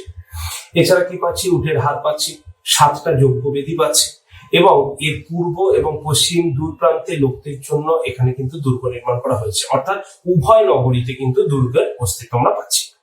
নেক্সট আমরা কি বললাম? ধোলাবিরা আবিষ্কার করা হচ্ছে 1967-এ। কে আবিষ্কার করছেন? রবিন সিং বেস্ট অর্থাৎ RS বিস্ট। কচ্ছেদন থেকে আবিষ্কার করা হচ্ছে। কি কি পাচ্ছি? এই নগরকে 3টে ভাগে ভাগ হতে দেখছি আমরা, পূর্ব, পশ্চিম, মধ্য। এছাড়া এর জল নিষ্কাশনী ব্যবস্থা সব থেকে ভালো, স্টার মার্কস এখানে হবে। তাহলে জল নিষ্কাশনী ব্যবস্থা কোথায় সব থেকে ভালো? ধোলাবিরায়। এবার আসি আমরা এছাড়া কি পাচ্ছি? স্টেডিয়াম এবং নেমপ্লেট। চানহুদারো এবারে আসছি আমরা 1931 সালে গোপাল দাস মজুমদার সিন্ধু নদীর তীর থেকে আবিষ্কার করছেন। মনে রাখতে হবে কি গুরুত্বপূর্ণ, এই দুটো নগরীতে কোনোটাতে কিন্তু আমরা দুর্গ পাচ্ছি না, কোনোটাতে দুর্গ পাওয়া যাচ্ছে না। এবার আমরা যাচ্ছি, এছাড়া কি পাচ্ছি? কালের দোয়াত। নেক্সট আমরা লাস্ট কি বললাম? বানোয়ালি, যেটা 1974-77 এই মধ্যবর্তী সময়টা ডিসকভার হচ্ছে হরিয়ানার হিসার জেলা থেকে। এর গুরুত্বপূর্ণ বিষয় কি বললাম? এর জল নিষ্কাশনী ব্যবস্থা সব থেকে খারাপ ছিল। ক্লিয়ার? এছাড়া তোমরা আরো 3টে সাইট একটু ভালো করে মনে রাখবে, কারণ আমরা যদি BCS এর সঙ্গে সঙ্গে UPSC কিছু প্রিপারেশন দেখি তাহলে 3টে জায়গা খুব ইম্পর্টেন্ট। যেমন হচ্ছে রোপার নামটা তোমরা শুনেছ, ROPAR, রোপার। এই রোপার কেন্দ্রটা 1963-তে এটা আবিষ্কার করা হয়েছে। কোথা থেকে? না পাঞ্জাবের শতদ্রু নদী তীর থেকে। পাঞ্জাবের শতদ্রু নদীর তীর থেকে ভোপার নামক কেন্দ্রটি আবিষ্কার করা হয়েছে। এটা কেন করাচ্ছি? কারণ মাথায় রাখতে হবে ভারতের স্বাধীনতার পর প্রথম খুঁজে পাওয়া কেন্দ্র যেটি তার নামই হচ্ছে রোপার। তাহলে ভারতের স্বাধীনতার পর প্রথম খুঁজে পাওয়া বা আবিষ্কৃত কেন্দ্র কোনটি? তাহলে আমরা অ্যান্সার করবো হচ্ছে রোপার। কত সালে? 1963-তে এটা ডিসকভার হয়েছে, এই জন্য এটা পড়বো। নেক্সট হচ্ছে রাখিগড়ি।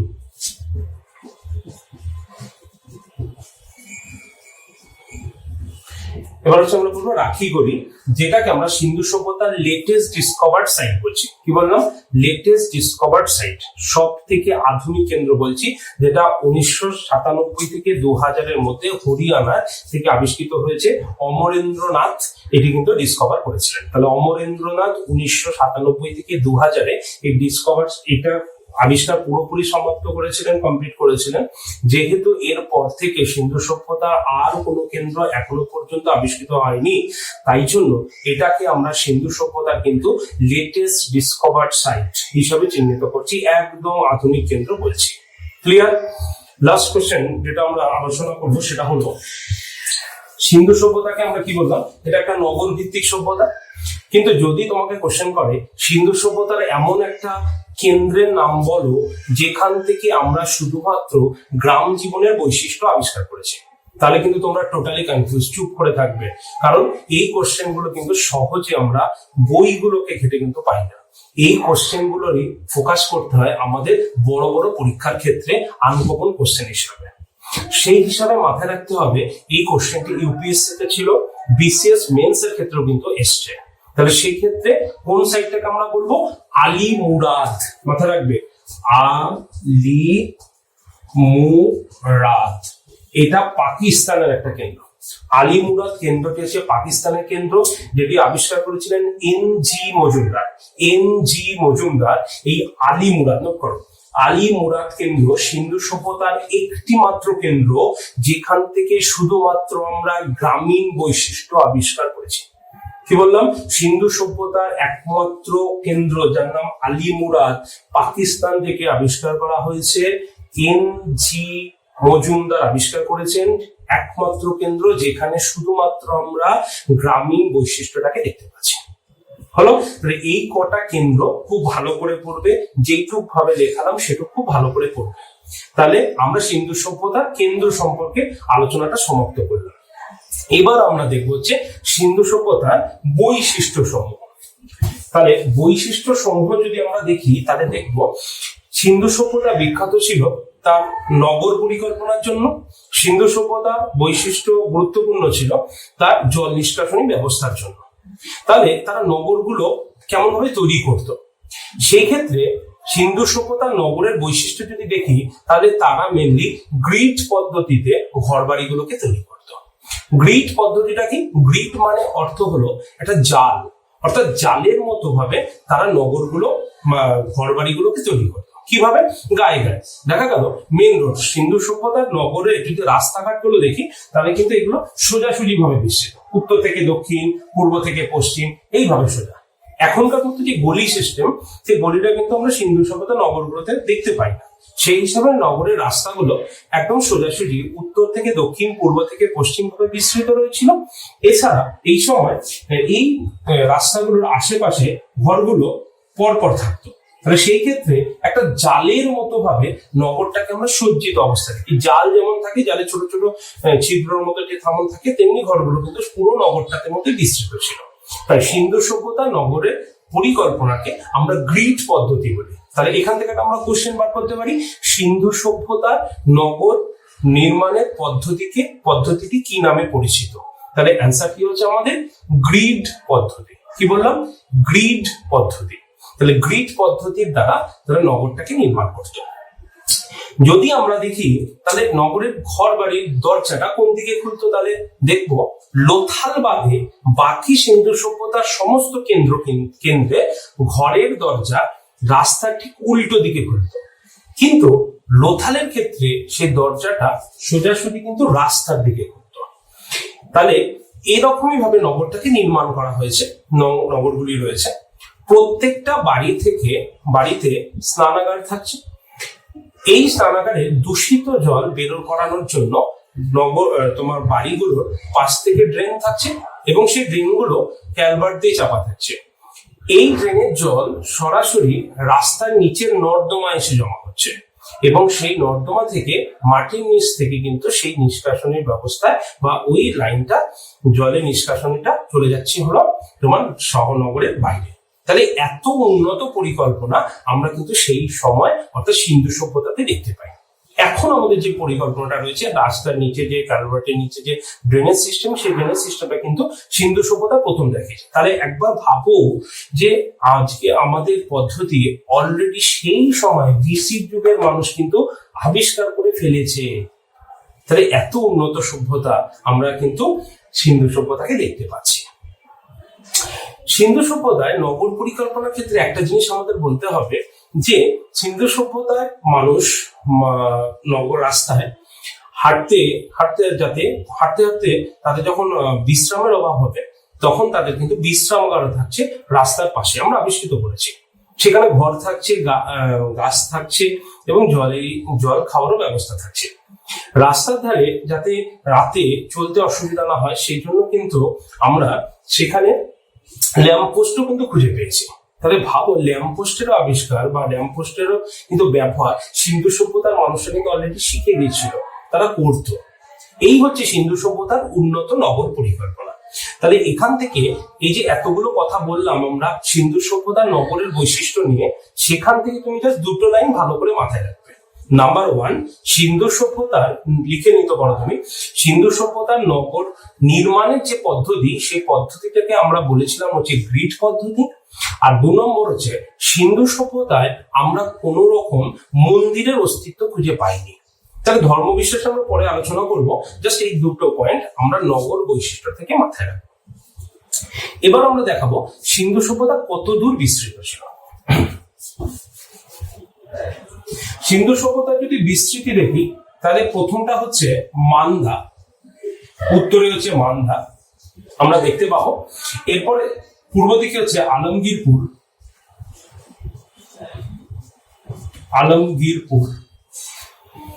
পশ্চিমে যদি আমরা দেখি তাহলে সুতকা জেন্ডা,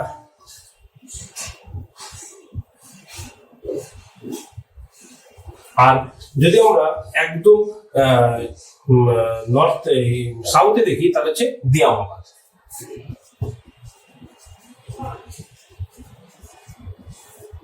তাহলে দেখে নাও কি বললাম।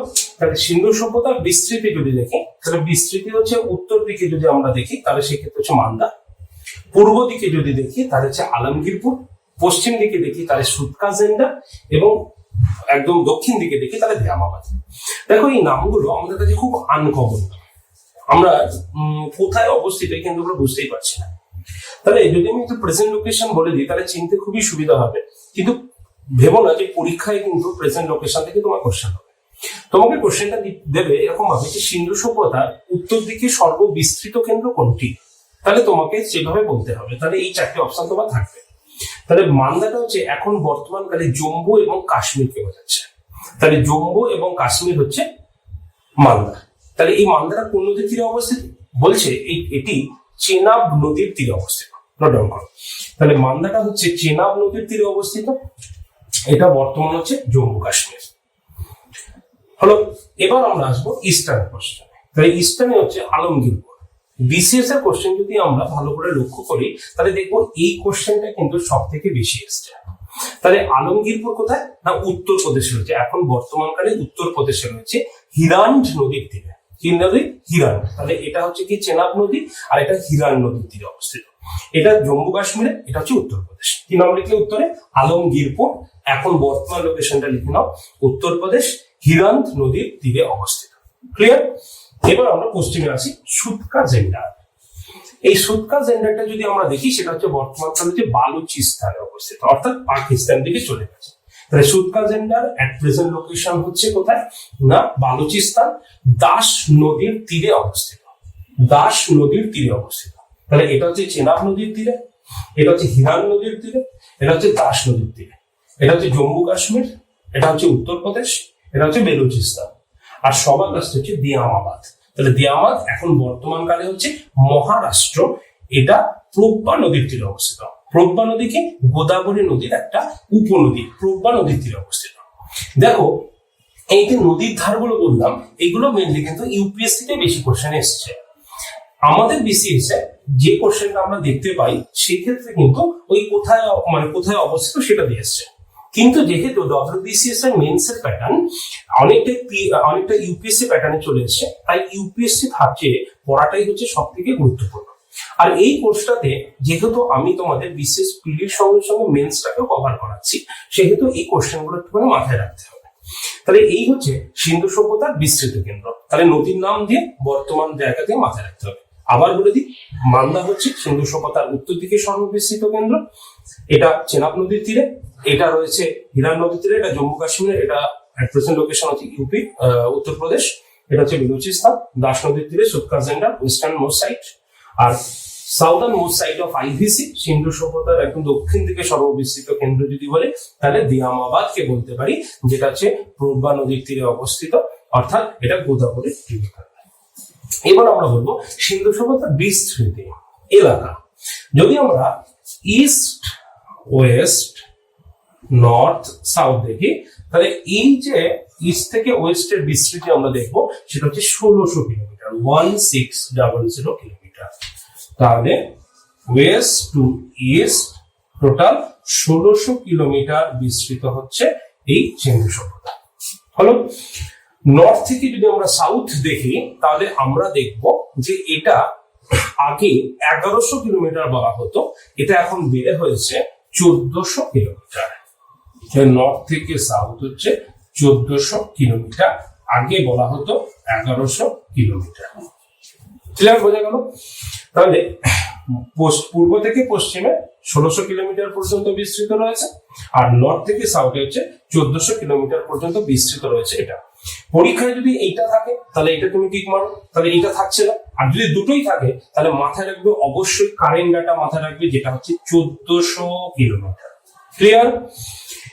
সাউথ থেকে যদি ওয়েস্টার্ন পার্টে দেখো তাহলে মহারাষ্ট্র থেকে যদি আমরা বেলুচিস্তান দেখি তাহলে এই পাশটা হচ্ছে জলভাগ। ঠিক আছে, তাহলে সেই ক্ষেত্রে মাথায় রাখবে সমুদ্র তট যদি বলি তাহলে শুধুমাত্র আমরা এই পাশটাতেই পাচ্ছি, যেটা হচ্ছে 1300 কিলোমিটার। তাহলে সিন্ধু সভ্যতার বিস্তৃতি যদি আমরা পুরোটা ভালো করে লক্ষ্য করি তাহলে সিন্ধু সভ্যতার বিস্তৃতি পূর্ব এবং পশ্চিম দিকে হচ্ছে 1600 কিলোমিটার রয়েছে, নর্থ এবং সাউথে 1400 কিলোমিটার এট প্রেজেন্ট যদি আমরা দেখি। আর যদি সমুদ্র তট দেখি তাহলে সমুদ্র তটটা শুধুমাত্র সাউথ আর ওয়েস্টার্নের মধ্যেই রয়েছে, অর্থাৎ এই পজিশনটাতে খালি সমুদ্র রয়েছে, তার মধ্যে সমুদ্র তটটা হচ্ছে 1300 কিলোমিটার আমরা দেখছি। ক্লিয়ার?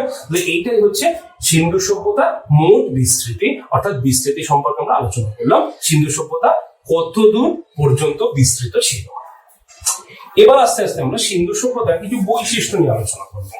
যেমন যদি আমি প্রথমে বলি তাদের সামাজিক জীবন, সিন্ধু সভ্যতার সামাজিক জীবন যদি দেখি তাহলে দেখবো এখানে থেকে আমরা প্রচুর পরিমাণ মহিলা বা নারী মূর্তি আবিষ্কার করেছি। সেই হিসাবে আমরা এটাকে বলতে পারি যে এই সমাজের মানুষরা বা এইখানকার মানুষরা মাতৃদেবীকে আরাধনা বেশি করতো, সেই হিসাবে বা মহিলাদের বেশি শ্রদ্ধা করতো। সেই হিসাবে এই সভ্যতাকে কিন্তু আমরা ম্যাট্রিয়ার্কাল বা মাতৃতান্ত্রিক সভ্যতা হিসাবে চিহ্নিত করি। তাহলে তোমাকে কোশ্চেন আসতে পারে সিন্ধু সভ্যতা পিতৃতান্ত্রিক না মাতৃতান্ত্রিক? আমরা বলবো হচ্ছে পিতৃতান্ত্রিক, না মাতৃতান্ত্রিক বললে আমরা বলবো মাতৃতান্ত্রিক। তাহলে পিতৃতান্ত্রিকের ইংলিশটা হচ্ছে প্যাট্রিয়ার্কাল আর মাতৃতান্ত্রিকের ইংলিশটা হচ্ছে ম্যাট্রিয়ার্কাল। ক্লিয়ার?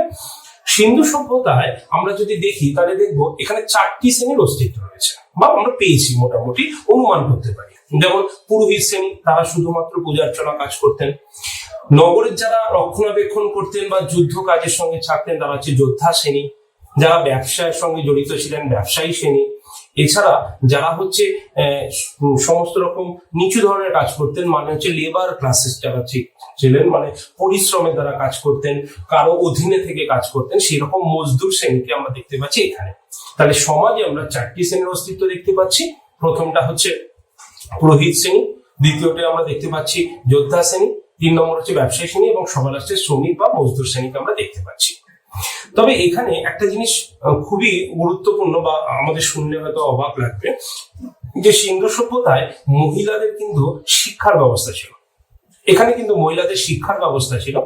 সতীদাহ, বাল্যবিবাহ বা পর্দা প্রথার মতো কোনো প্রথা কিন্তু আমরা সিন্ধু সভ্যতাতে দেখতে পাই না। তাহলে মাথায় রাখতে হবে, বি কেয়ারফুল, বাল্যবিবাহ, তোমার সতীদাহ প্রথা, পর্দা প্রথা, এই সমস্ত কিচ্ছু নেই, আমরা কিচ্ছু পাচ্ছি না সিন্ধু সভ্যতায়। অর্থাৎ মেয়েদের শিক্ষার ব্যবস্থা ছিল। সিন্ধু সভ্যতায় আরেকটা জিনিস যেটা দেখি সেটা হচ্ছে দাস প্রথা কিন্তু প্রচলিত ছিল। অর্থাৎ দাস প্রথা প্রচলিত ছিল, এটা আমরা কি করে বুঝলাম? আমরা যখন হরপ্পা ডিসকাস করছি তখন বলেছিলাম যে হরপ্পায় যে শস্য ভান্ডার ছিল, এই শস্য ভান্ডারের চারপাশে কিন্তু শ্রমিকদের থাকার ঘর ছিল এবং বেশ কিছু শস্য পিটাই করার মতো কোনো জায়গা ছিল। তাহলে এইগুলো কারা করতো না, এইগুলো করতো সেই সমস্ত মানুষরা, মানে এগুলো খুব কঠিন কাজ ছিল। তো তাহলে সেই ক্ষেত্রে আমরা বলতে পারি এই সমস্ত মানুষরা সেই রকম পরাধীন মানুষ বা সেই সমস্ত মানুষদের নিয়ে আসা হতো। অর্থাৎ দাস প্রথা প্রচলন সেই সময় ছিল বলে আমরা মনে করতে পারি। সিন্ধু সভ্যতায় প্রধান যে খাদ্যশস্য ছিল সেটা ছিল হচ্ছে গম ও জব। এই কোশ্চেনটা বহুবার বিশেষ পিলিতে এসছে। দেখো, এই সময় আমরা ধানের অস্তিত্ব পেলেও কিন্তু ধানটাকে কিন্তু প্রাইম ফুড হিসাবে আমরা সেই সময় দেখতে পাই না মানুষদের খাচ্ছে। তাই সিন্ধু সভ্যতার প্রধান খাদ্য শস্য হলো গম এবং জব। এবার প্রশ্ন, যদি পরীক্ষায় গম এবং জব দুটোকেই দিয়ে দেয় 1 এবং 2 নম্বর অপশনে, তখন আমরা কি করব? মাথায় রাখবে প্রাইম ফুড হচ্ছে গম, যদি গম না থাকে তাহলে হবে জব। তাহলে গম আগে, জব হচ্ছে পরে। ক্লিয়ার? সামাজিক জীবনের ক্ষেত্রে আরেকটা যেটা আমরা দেখবো সেটা হচ্ছে তারা সুতির বস্ত্র কিন্তু পরতো। অর্থাৎ তাদের বস্ত্রের যদি ভাগ দেখি তাহলে একটা হচ্ছে ঊর্ধ্ব ভাগ, একটা হচ্ছে নিম্ন ভাগে থাকতো। উভয়ই, নারী পুরুষ উভয়ই কিন্তু অলংকারের ব্যবহার করত। শিকার করা, মাছ ধরা, এই সমস্ত ছিল তাদের অবসর জীবনযাপনের একমাত্র উপায় বা অবসর বিনোদনের একটা উপায় হিসেবে আমরা দেখতে পাচ্ছি এই সামাজিক জীবনে। এবার আসি আমরা সিন্ধু সভ্যতার ধর্মীয় জীবনে। সিন্ধু সভ্যতা যদি ধর্মীয় জীবন দেখি তাহলে এখানে যেহেতু আমরা একটা মাতৃতান্ত্রিক আমরা বলছি, সেহেতু প্রধান দেবতা এবং দেবী দুটো সম্পর্কে আলোচনা করব। কিছুক্ষণ আগেই নগরের বৈশিষ্ট্য আলোচনা করতে গিয়ে আমি বলেছি সিন্ধু সভ্যতায় কোনো মন্দিরের অস্তিত্ব পাওয়া যায়নি। তাহলে মানুষ কি পুজো করতো? হ্যাঁ, মানুষ পুজো করতো। কি পুজো করতো? তারা পাথরকে পুজো করত, আগুনকে পুজো করত, অসত্য গাছকে পুজো করত, সাপকে পুজো করত, লিঙ্গ পুজো করত। তাহলে এইগুলো হচ্ছে তাদের পরজন্মের বিশ্বাসের প্রতি একটা ইঙ্গিত বহন করে থাকে। সেই ক্ষেত্রে প্রধান দেবতা আমরা যার নাম পাই তার নাম হচ্ছে পশুপতিনাথ, যেটা আমরা মহেঞ্জোদারোতে বললাম, এই হচ্ছে দেবতা পশুপতিনাথ।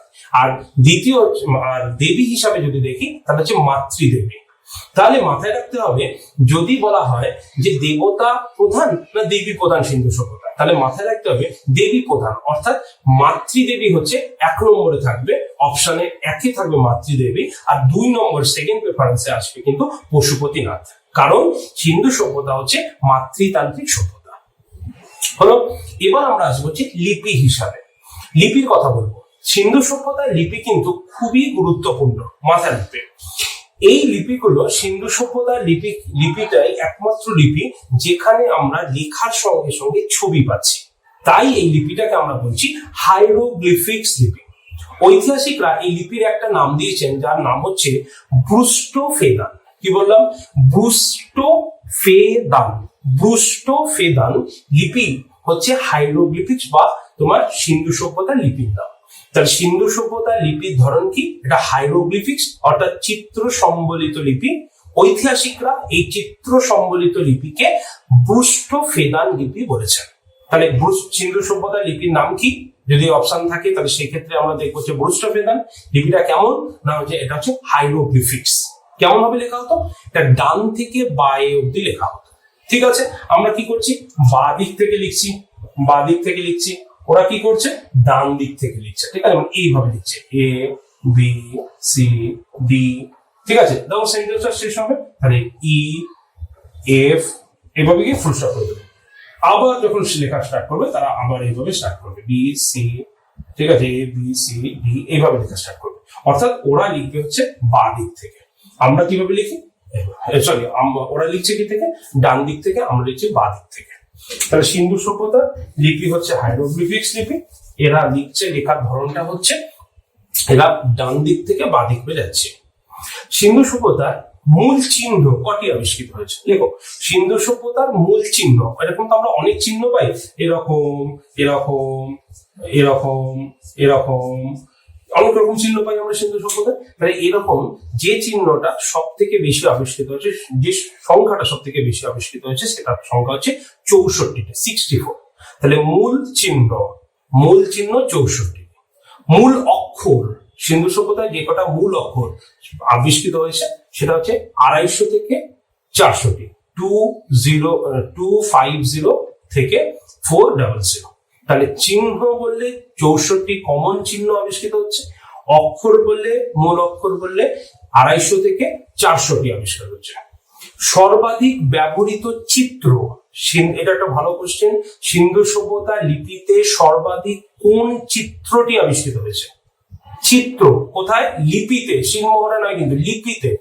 ভালো করে শোনো, সর্বাধিক ব্যবহৃত চিত্র কোনটি লিপিতে বেশি ব্যবহৃত হয়েছে?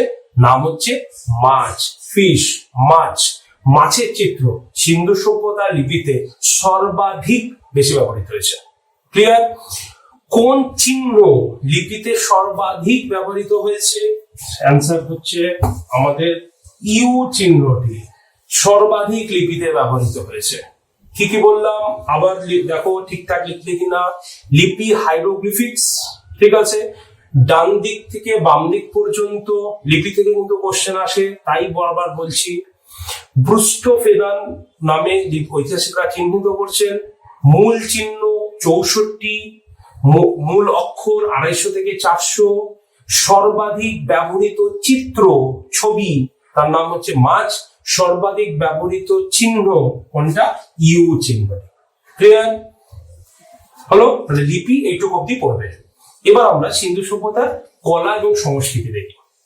সিন্ধু সভ্যতার যদি কলা দেখি, শিল্পকলা, তাহলে সেক্ষেত্রে আমরা শিলমোহরের কথা বলতে পারি। শিলমোহর আর লিপি দুটো কিন্তু আলাদা। আমি আগেই বলেছি শিলমোহরটা মেনলি ব্যবসার ক্ষেত্রে ব্যবহার করা হতো। সেই ক্ষেত্রে শিলমোহরটি, এটার একটা নাম হচ্ছে মোহর। এই শিলমোহর গুলো বেশিরভাগই স্টিয়ারটাইট পাথর দিয়ে নির্মিত করা হয়েছে এবং এই শিলমোহরে যে চিত্রটি বা ছবিটি সব থেকে বেশি ব্যবহৃত হয়েছে সেটা হচ্ছে এক শৃঙ্গ বিশিষ্ট ষাঁড়। তা লিপিতে সর্বাধিক ব্যবহৃত ছবি হচ্ছে মাছ, আর শিলমোহরে সর্বাধিক ব্যবহৃত ছবি হচ্ছে ষাঁড়। তাহলে মাথায় রাখতে হবে যে শিলমোহর আর লিপি এই দুটো যাতে আমাদের না ভুলায়। এছাড়াও আমরা যদি অর্থনীতি, এরপরে আমরা অর্থনৈতিক জীবনে যাই, তাহলে শিল্পকলা একটু, শিল্পকলার মধ্যে আরেকটা জিনিস তুমি বলতে পারো, এখানকার টেরাকোটা শিল্পটা কিন্তু বিখ্যাত ছিল। অর্থাৎ মাটির বিভিন্ন জিনিসে জ্যামিতিক আকার, বিভিন্ন ছবির দ্বারা তারা কি করতো না ভালো করে জিনিসটাকে ফুটিয়ে তুলতো। এটা হচ্ছে শিল্পকলার মধ্যে পড়ছে। হলো, এবার আমরা আসি অর্থনৈতিক জীবনে। সিন্ধু সভ্যতার অর্থনৈতিক বৈশিষ্ট্য সমূহ যদি বলে বা তাদের প্রধান জীবিকা কি, এখানে আমরা সত্যি কনফিউজ। অর্থাৎ আমাদের এক একজন এক এক রকম উত্তর দেবে। সেই ক্ষেত্রে আমি দুটোর কথা বলছি, তার মধ্যে আমি বেছে দেবো। প্রথমটা হচ্ছে কৃষি, তারপর হচ্ছে বাণিজ্য। দেখো, সিন্ধু সভ্যতা এমন একটা সভ্যতা যেই সময় মানুষ কিন্তু কৃষিকার্য করছে এবং প্রচুর জিনিস কিন্তু উৎপাদন করছে, এবং উৎপাদন করার পর তারা নিজেদের খাবার পরেও যেটা উদ্বৃত্ত থাকছে সেটাকে তারা কি করছে? বিজনেস করছে।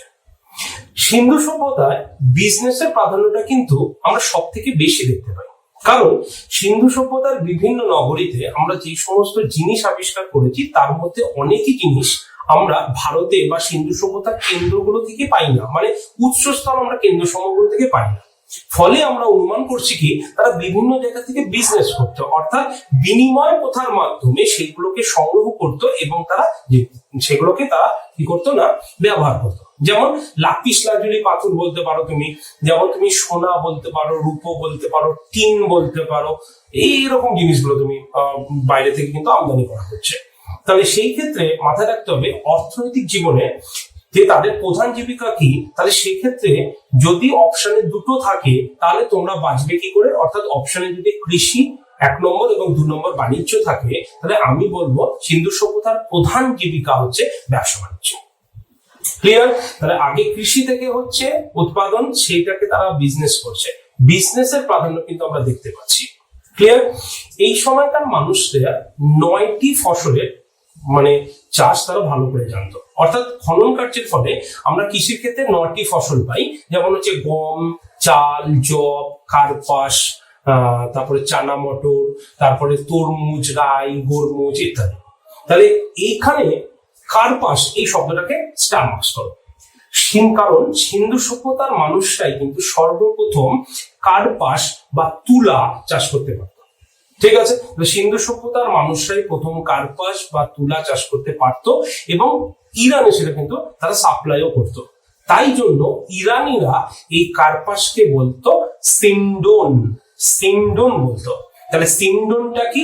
সিন্ডন হচ্ছে তুলো বা কার্পাসের নাম, এটা ইরানি ভাষায়। তাহলে সিন্ডন কি বলতো? সিন্ডন মানে কি? কার্পাস। তাহলে কার্পাস বা তুলোর চাষ ভারতের প্রথম কারা শুরু করেছিল? আমাদের অ্যান্সারটা হবে সিন্ধুর মানুষেরা চালু করেছিল বা সিন্ধু সভ্যতার মানুষেরা।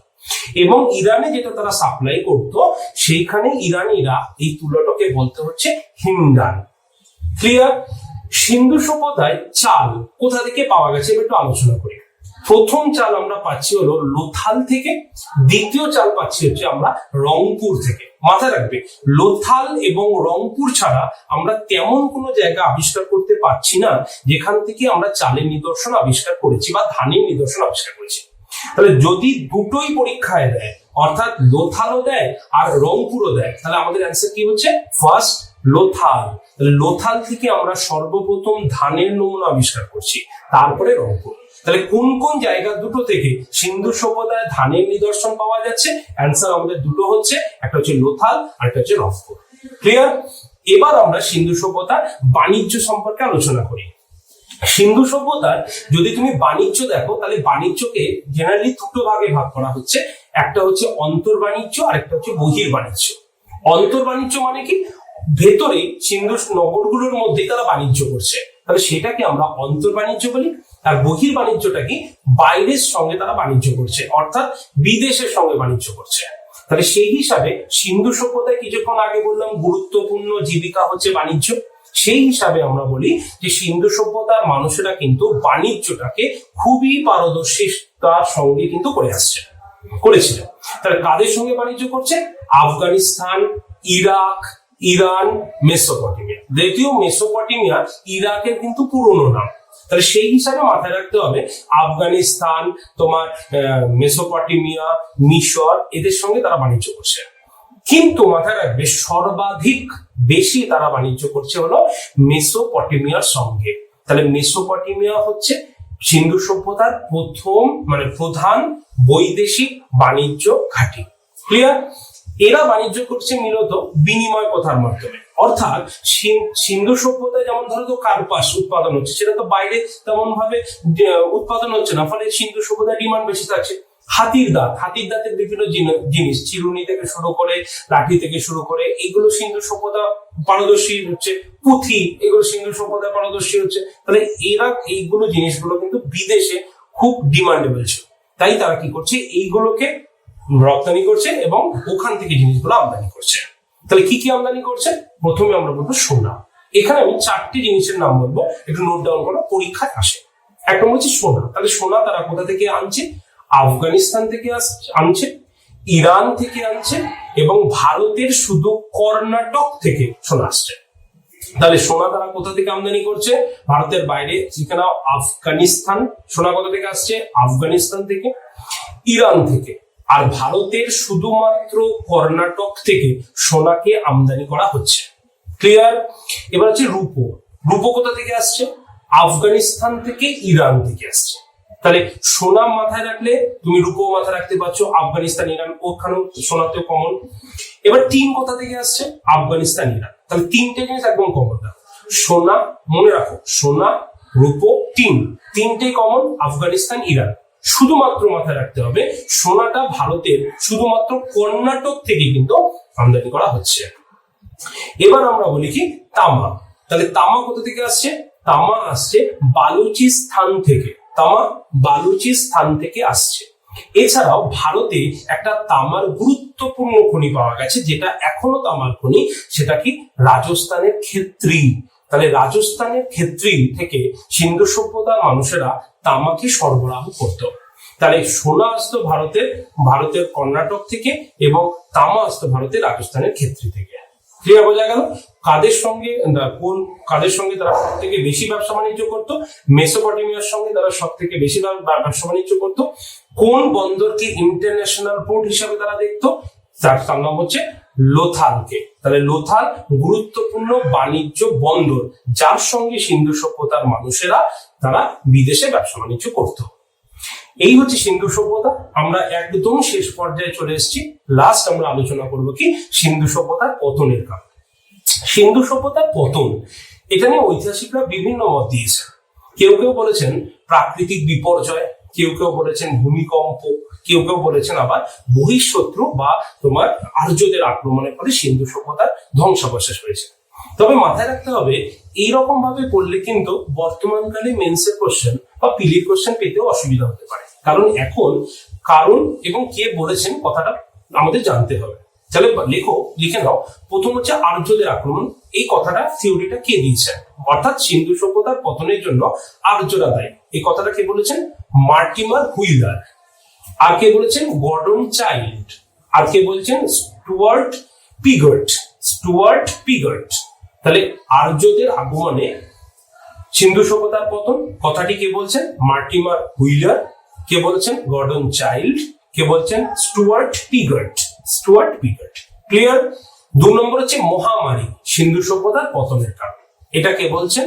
ডক্টর কেনেডি বলছেন কি সিন্ধু সভ্যতার পতনের কারণ হচ্ছে মহামারী। আর সিন্ধু সভ্যতার পতনের জন্য যে কারণটা সর্বাধিক উল্লেখযোগ্য সেটা হচ্ছে বন্যা। এই কথাটা কে বলছেন? বন্যা সিন্ধু সভ্যতার পতনের কারণ। সেটা বলছেন হচ্ছে তোমার জন মার্শাল বলছেন, আর্নেস্ট ম্যাকে বলছেন, আর S.R. রাও বলছেন। কে বলছেন বন্যা? খুব ইম্পর্টেন্ট স্টার মার্কস। একটা হচ্ছে জন মার্শাল বলছেন, আর কে বলছেন? আর্নেস্ট ম্যাকে বলছেন, আর কি বলছেন? S.R. রাও, মানে যিনি হচ্ছে লোথালের আবিষ্কার। ক্লিয়ার? এই হিসাবে আমরা বলি সিন্ধু সভ্যতার মধ্যে মহেঞ্জোদারোতে কিন্তু 7 বার বন্যা এসেছে, এরকম মত পোষণ করেছেন কিন্তু জন মার্শাল, যেটা কিন্তু মহেঞ্জোদারো সিনেমাটাতেও দেখানো হয়েছে। যার ফলে আমরা দেখতে পাচ্ছি বন্যা একটা উল্লেখযোগ্য কারণ হিসাবে উল্লেখ হয়েছে সিন্ধু সভ্যতার ক্ষেত্রে। তাই এই হচ্ছে আমাদের সিন্ধু সভ্যতার ওভারভিউ। অর্থাৎ আমি যেটুকু আলোচনা করলাম তোমরা একেবারে নিশ্চিত কোশ্চেন যদি আসে ঘুরিয়ে আসবে এই জায়গাগুলো থেকে। আমি ব্রিফলি ডিসকাস করেছি প্রথম থেকে শেষ পর্যন্ত সমস্ত কিছু, কিভাবে সিন্ধু সভ্যতা আবিষ্কার হয়েছে, সিন্ধু সভ্যতার কি নাম, সিন্ধু সভ্যতার সময়কাল, সিন্ধু সভ্যতার নগরগুলোর মধ্যে যেগুলো গুরুত্বপূর্ণ তার বৈশিষ্ট্যগুলি, সিন্ধু সভ্যতার নগর পরিকল্পনা, সামাজিক জীবন, বিস্তৃতি, ধর্মীয় জীবন, লিপি, কলা, সংস্কৃতি, অর্থনীতি, বাণিজ্য এবং পতনের কারণ। অর্থাৎ যেগুলো আলোচনা করেছি সেগুলো যদি খাতায় পরপর লিখে রাখো এবং সেগুলোকে পড়ো, তাহলে তুমি কিন্তু কোশ্চেন পাবে। এইটুক আমি নিশ্চিতভাবে বলতে পারি, কারণ আজকে যে পড়াটা হলো সেটা BCS মেন্স, প্রিলি এবং UPSC লেভেলে আমি পড়ালাম। এরকম ভাবে তোমাকে পড়তে হবে এবং যেভাবে আমি বললাম জিনিসগুলোকে মন দিয়ে শুনতে হবে এবং খাতায় যেটুকু তুমি লিখেছো সেটাকে তোমাকে মুখস্থ বা রিডিং বারবার পড়তে হবে। তাহলে বারবার পড়লে আমাদের একটা সুবিধা, আমরা পরীক্ষায় যখন 4টে অপশন পাই সেখান থেকে কিন্তু একটা আমরা সহজেই মনে আনতে পারি। এইভাবে যদি আমরা পড়ি তাহলে আমাদের জিনিসটা একেবারে ইজি হবে এবং আমাদের পড়তেও ভালো লাগবে গল্পের ছলে। এই হচ্ছে আমাদের ইন্ডাস ভ্যালি সিভিলাইজেশন। পরের ভিডিওতে আমি এর ঠিক পরে যেটা হয়েছে অর্থাৎ আর্য সভ্যতা বা আরিয়ান সিভিলাইজেশন সেটা নিয়ে আলোচনা করছি। Okay, thank you. Please do like this video, share with your friends and subscribe because knowledge is empowerment.